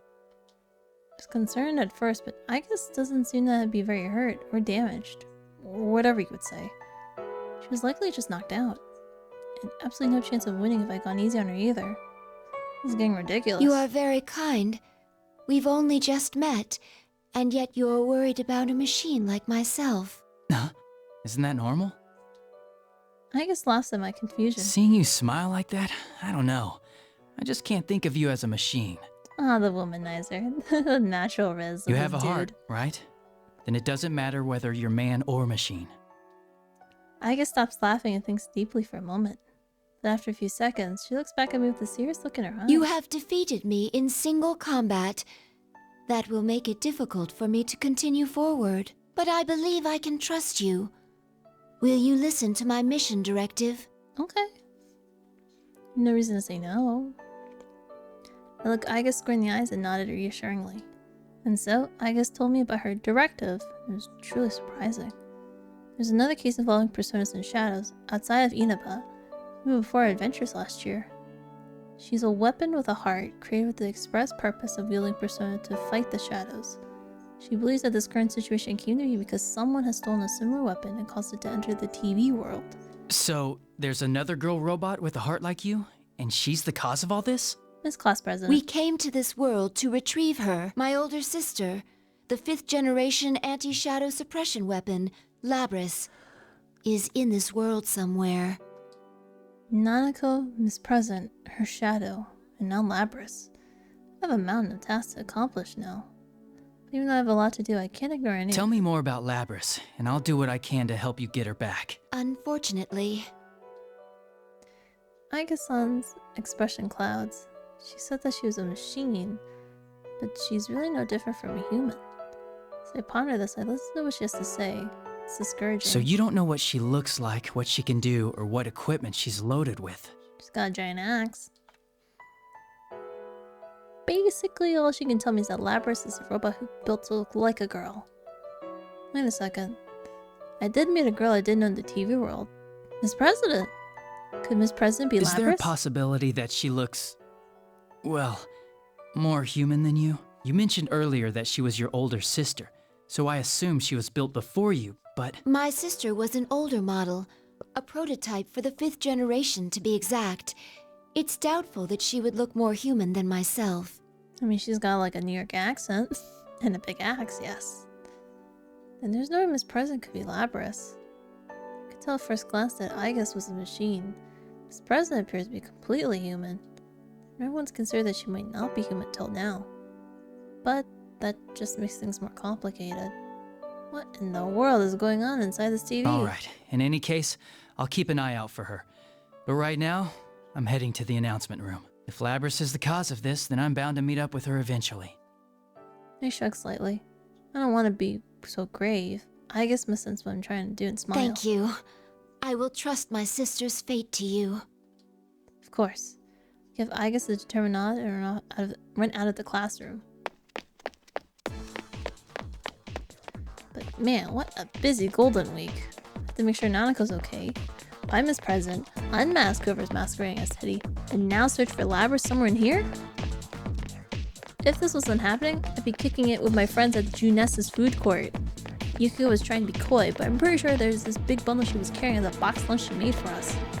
Is that how it might taste? Well, let's not get sidetracked. I'm sure we all have to enjoy it anyway. Anyway, eventually I would call Nanako over, we would brought some snacks together. There were things I wanted to buy from the Shiroku store, and Yukiko made it to Seoul Zai Daigaku in time to buy the last of their special croquettes. Coincidentally, isn't Golden Week ending IRL? I think so, right? It's end of end of April, beginning of May? I wanted to talk with the owner of Daida and get some books from the Yomenaido bookstore. I've had a steak beef at Aya's. Oh, steak bowl. Can't read. Hung out with the fox at the Tatsuhime shrine. Waited for my uncle so we could have dinner. And tomorrow I've gone fishing. If the one who ruined my vacation and caused all these problems is the same person who stole Labrys, I have truly brought Nanako into the TV world. I will never let them go for that. I'll make them pay. Yeah, like the last week of April, first week of May. Yep. This is panning out pretty close to what's happening. As I run on, I come across yet another blue door. Perhaps it's a sign that I need to calm down? True. I may have lost my cool for a moment. Someone here? Again? Reach towards the door with a relaxed smile.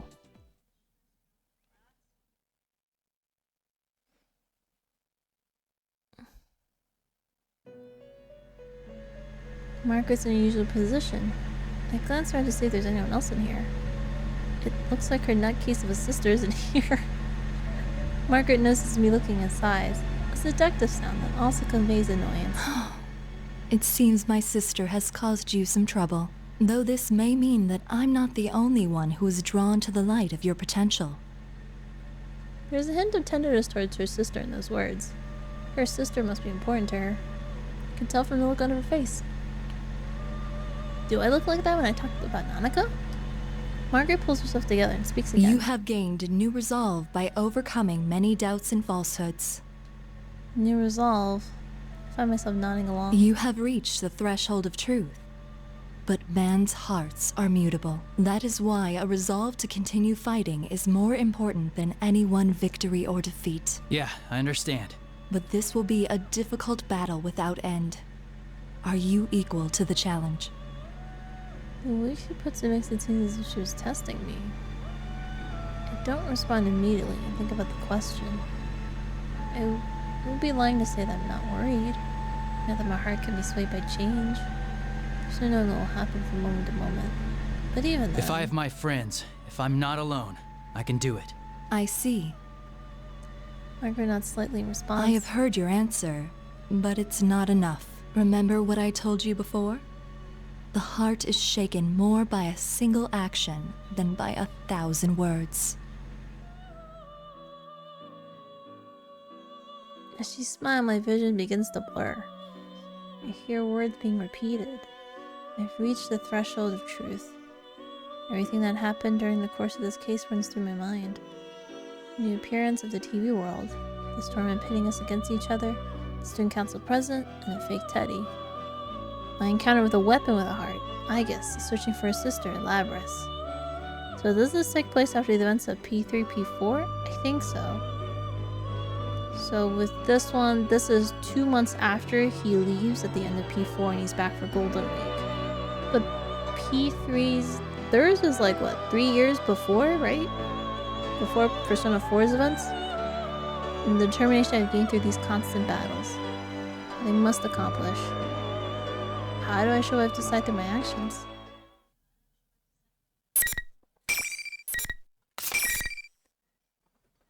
Why is Margaret questioning you then? He did his part in saving the world. This is a little different, I think. She's like, well, you did do the bulk of the heavy lifting of not letting the world implode. But there's this new problem, and I'm here to record your stories and see what you're doing, but I'll give you like a little hint and be like coy about it. You know, the usual stuff. It seems the number of visible walls have decreased. Could this mean that the end is near? Just I think I hear a familiar voice.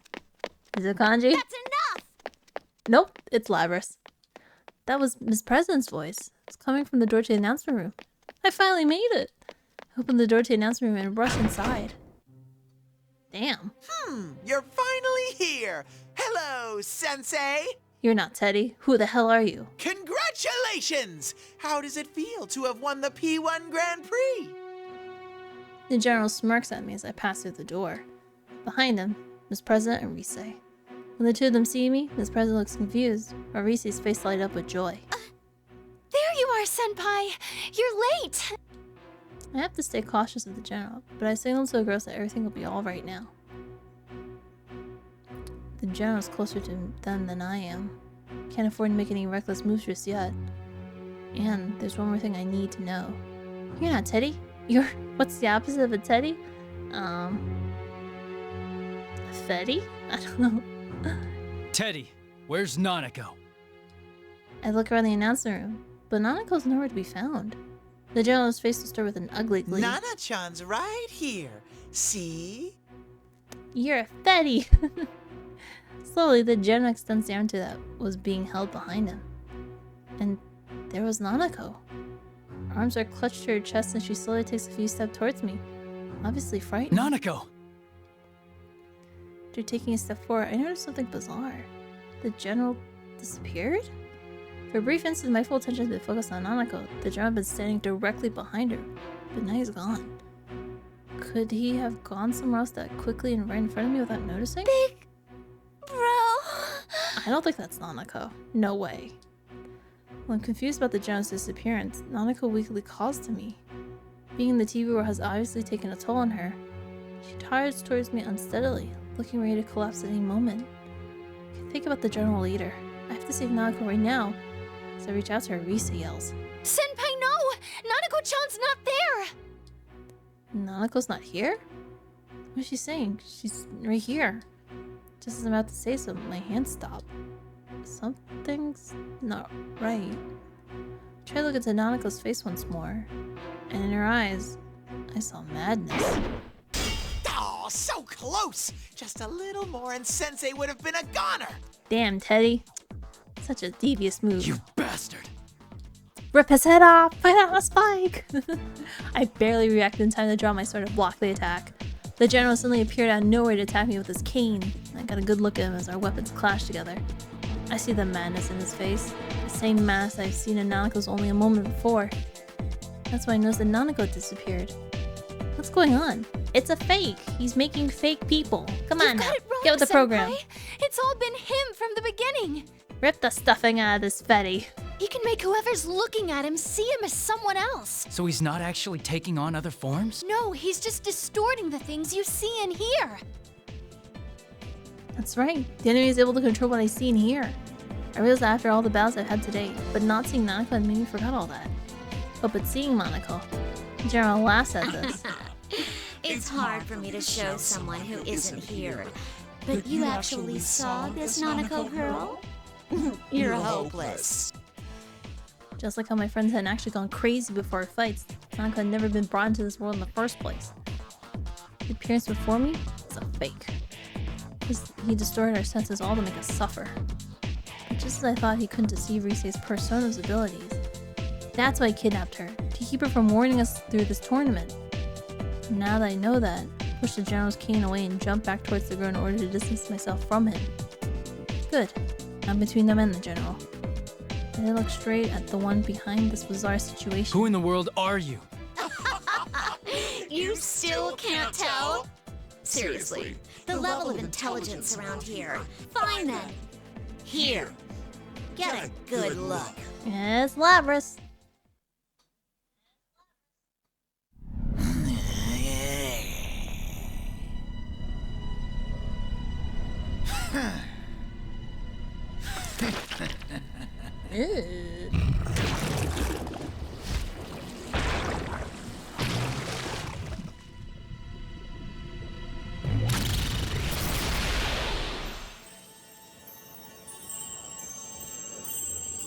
Ooh. Pretty girl transformation? It is a Labras.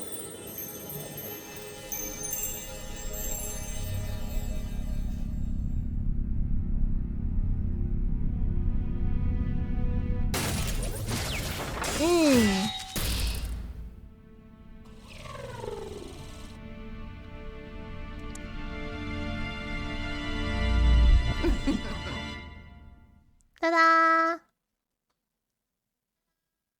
I am a shadow. The true self. That's my face. Some metal limbs, golden eyes, a ponytail, and a mirror image of Miss President's face. And she was standing behind me, trembling. How about it? You wanted to see what I am, didn't you? Why does she look like me? That's its true form. That thing is your shadow. This is a shadow? She really came from inside me? I guess. Rise tries to come as president, but the girl shakes her head in denial and squeezes her eyeshed. Oh no, don't deny it. That makes them get berserked. Miss President refuses to look at this mechanical-looking being. I now understand what's going on. Because this isn't the first time I've seen a robotic girl before. All the facts match up. The way she's able to run so fast without so much as breathing heavily, even in the TV world. The sense of wrongness that when I had when Miss President had asked me about killing my friends. The way she avoided telling me her name. The superhuman strength when she had Chie, and that incredible jump to get away from us. And the Shadow's ability to interfere with the sense of other people. Just as Margaret had said, all the pieces of the puzzle were laid out before me. They all come together, and now I can see the truth. She is indeed Labras. Labras, another weapon with a heart, stolen by someone unknown and thrown into the TV world, created this school and forced us to fight our friends. Insert GTA CG. Ah shit, here we go again. This deeper depression regarding her past memory. All others took form as Labras the Shadow, who manipulated everything here. Now there are two Labrases. Too many Labrases. I can Labras no longer. Labras, don't look away. If you don't accept her, she'll get even stronger. Miss Labras only shivers when I call out to her. There has to be some reason why she believes that she was the student council president. But that's just a disguise meant for herself than for us. No matter how comfortable it is, it's only there to cloud our eyes from the truth. I don't know what your past was like. It must have had some painful memories. The two Labras now have to kiss each other and accept the truth. I don't know, we'll see. Honestly, I don't know if she'd feel comfortable kissing her own face. But you have us with you now. We're going to get you out of here. Lots of Labras while keeping an eye on the shadow. Shadow in the darkness with a person's heart? Unless it is accepted by the person it came from, it will never disappear for good. But with that in mind, all we can do is watch over her as she accepts this darkness within her. Oh yeah, how was the Taco Bell meal? Was it good? We'll have to protect her when the shadow goes berserk and tries to kill her. But Labras continues to shake her head and trembles violently. My words aren't getting through to her. You hear that, me? Your friend is trying to tell you something. Taco Bell always hits the spot. Good sign. Too bad he doesn't understand at all. These clowns are so hopelessly naive. Shadow laughs shrilly. continues to smear more poison to Labrys's heart. I wish I could have made them feel my pain. What it's like having to murder one another. Well, explain it to me, you know? Stop telling me that, oh, you'll never know what it feels like because you weren't there. Well, tell me what the fuck happened. I can't read minds. That's sadness and pain and anguish. Everything went black, and I was always left alone. I'm a weapon. A machine made only to fight. No human can understand my suffering. Stop! I've had enough. I'm human. I'm not like that. This isn't good. I settled into a fighting stance free for anything. I have a good idea what's gonna happen. Oh, you're still clinging to that? Then take a look at what you really are. Shout eyes gleam with golden light. The change begins immediately. The shimmer runs through Labrys's body, and instead of the normal human girl that's been there a moment ago, she's a metallic body, just like her shadow. No! No! Labrys loses all composure and scratches at her arm, trying to tear away the metal that had appeared. There was more to her change than just her arm. Her legs, waist, chest, even her head. Everything not covered by her clothing was not obviously mechanical. The reality that she didn't want to face. There are no words we can say to her. No matter what we say, reality won't change. Labrys falls to her knees. Finally mutters the word I was dreading she say. You're not me. To be continued. Kanji! And Teddy? So I have to play as the others to get to the rest of the story? Wow, that was a tease. It's one hell of a cliffhanger. So the only way to get to the rest of the story is to play as the rest? Okay. Eh! Wait! No! Ah! No!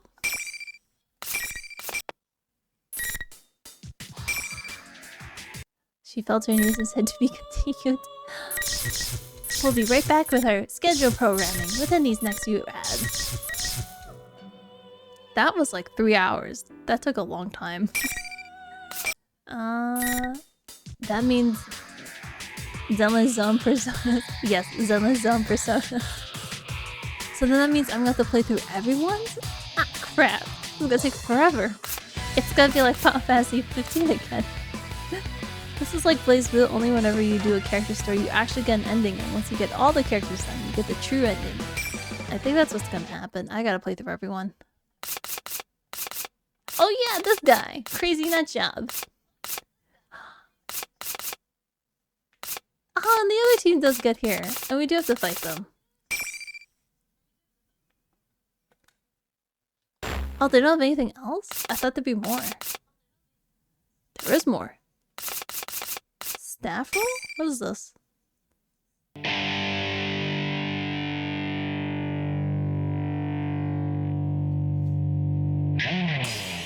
Oh, this is the ending.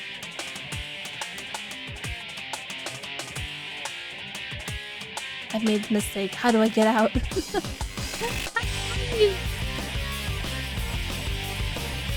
I didn't mean to accidentally hit the credits.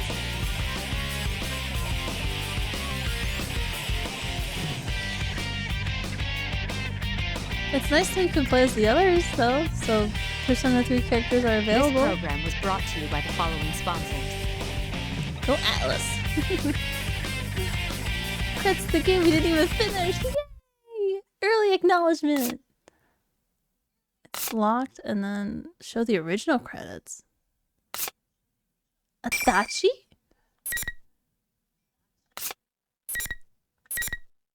Can I hear it? Not bad, but if you prance around, you'll get tripped. Take him down a peg. Be more fun to watch. Huh? Oh, it's starting. Yeah. Adachi's alive? But I thought we... Well, no, if you save him and get the true ending, he gets thrown in jail. But he's supposed to be in jail. Also, Ken grows up is kind of weird. I'm like, oh man, you used to be a child. What are you doing here?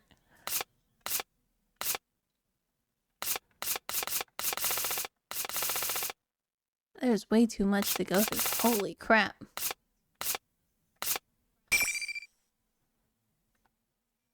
I forgot.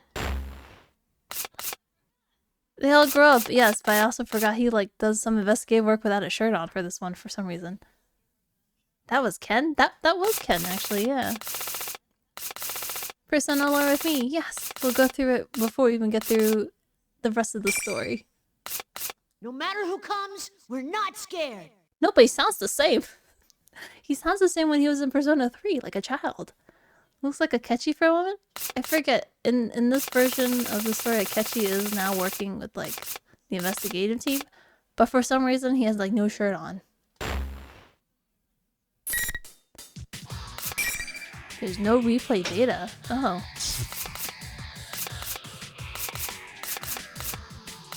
You can still go online? Who's online? This game is so old, I don't think there's an online anymore. Akechi doesn't exist in this game? They have his voice though, right? They have Akechi's voice line. How does it feel to beat people? They look strong. Now's your chance to quit. I'm helping you, so you could at least not bore me. What's his Japanese sound like? 人を任してやるってのは Oh. どんな気持ちだい?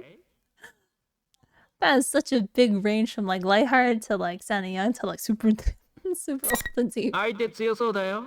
やめるなら今のうちかもね。やるじゃない。でも浮かれてると足すくわれるよ。Yeah, but he's here. Isn't there a guy inside Teddy? Whatever it is. It is Teddy, human form, and then Teddy in the suit is shadow form? Is there a human Teddy in here? Human Teddy.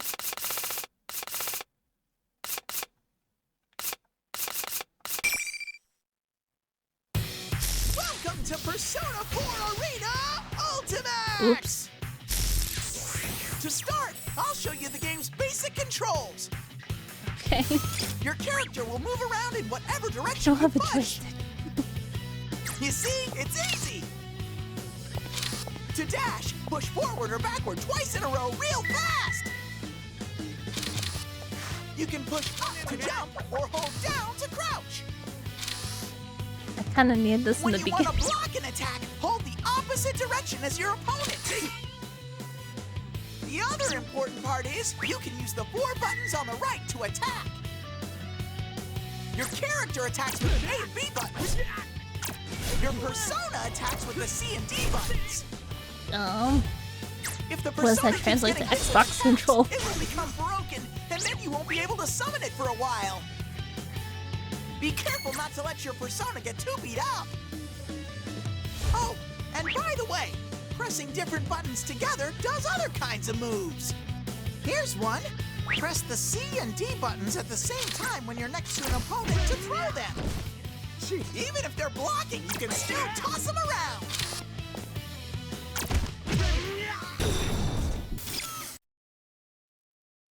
That would have been really helpful earlier. I don't... Where's Human Teddy as an example? I don't have Human Teddy. Alright. Bro, catch you from P5? If it was here, I'd be shocked. I wanted to always play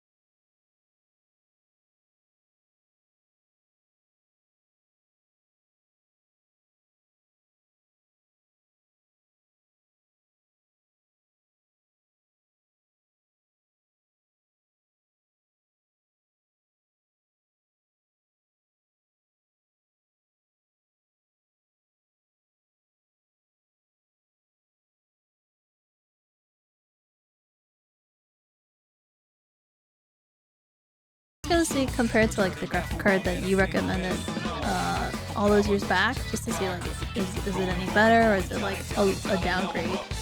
Oh, low stock. Okay, okay. Gotcha. Let's step out of here for a moment.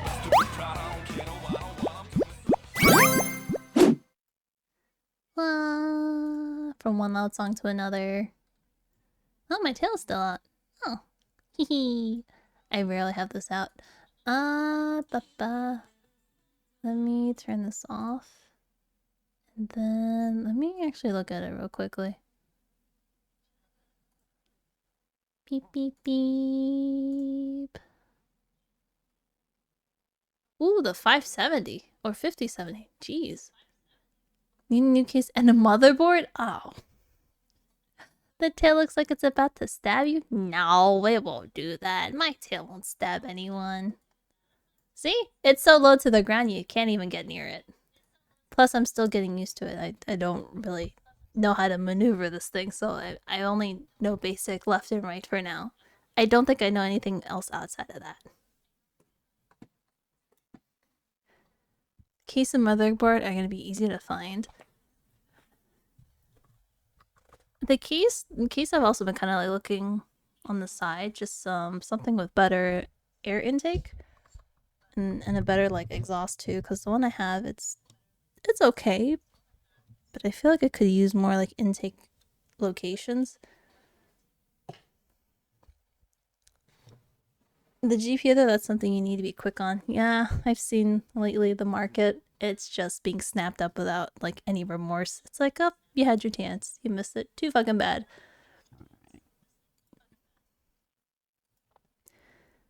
But a whole new motherboard, I would have to figure out if I want. Actually, let me see. Hold on. Actually, you know, I'll look it on my own.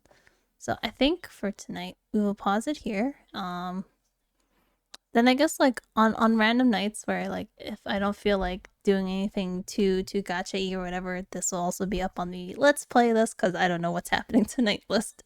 So I will put a pin on this for the next time, and then when we come back next week, I'm not sure what we're doing. Maybe gacha, maybe not. Maybe it's a supermarket sim. I know they have an update for like the sales event, but I don't know if it's like worth streaming because I kind of have everything almost automated. So I'd be like, well, this is kind of boring. I have nothing to do but beat people with a stick. Take care. Thank you guys for stopping by and raiding. Thank you for the raid. Thank you for the chat. Need any help, advice, you can always ask me. I will. I'm gonna just take a look and see, because right now I'm just kind of window shopping. I don't need it, but also lately my computer has been constantly like booting and crashing, so I don't know if something's wrong with my motherboard or if it's something else. So I will think on if I really need to upgrade that badly. Make more fruit and veggie scales? Oh, I have to make more? Oh, that means I have to hire more people. It's like every stream is a new game. Kind of. I have a whole list, but I should really get through it. Then help every customer manual with those? But then I'll be stuck. I will never leave the scales. I imagine that with the next 12 hours that the GPU is going to be sold out and resold by scalpers. Pretty much. I'll think on it, honestly, because it is a big chunk of money, and I'm trying to like not spend too much with how things are lately, so I'll slip on it. If I don't buy it and it gets up being sold by a scalper, that's my own fault. So other than that, I will stop here. Thank you guys again for coming by. Have a good night. Take care. Have a good week. We'll see each other again Friday, unless something changes, and I'll let everyone know on the Discord. You have a whole list of games I'm over my 10Ks I just cycle through. If it's on sale, I'll grab it and then I forget about it. And if it's in the bundle, I'll be like, oh, cool, great. I saved on some stuff when really I didn't. You too. Good night, sleep out. Good night, good night. Take care. Have a good week. Bye.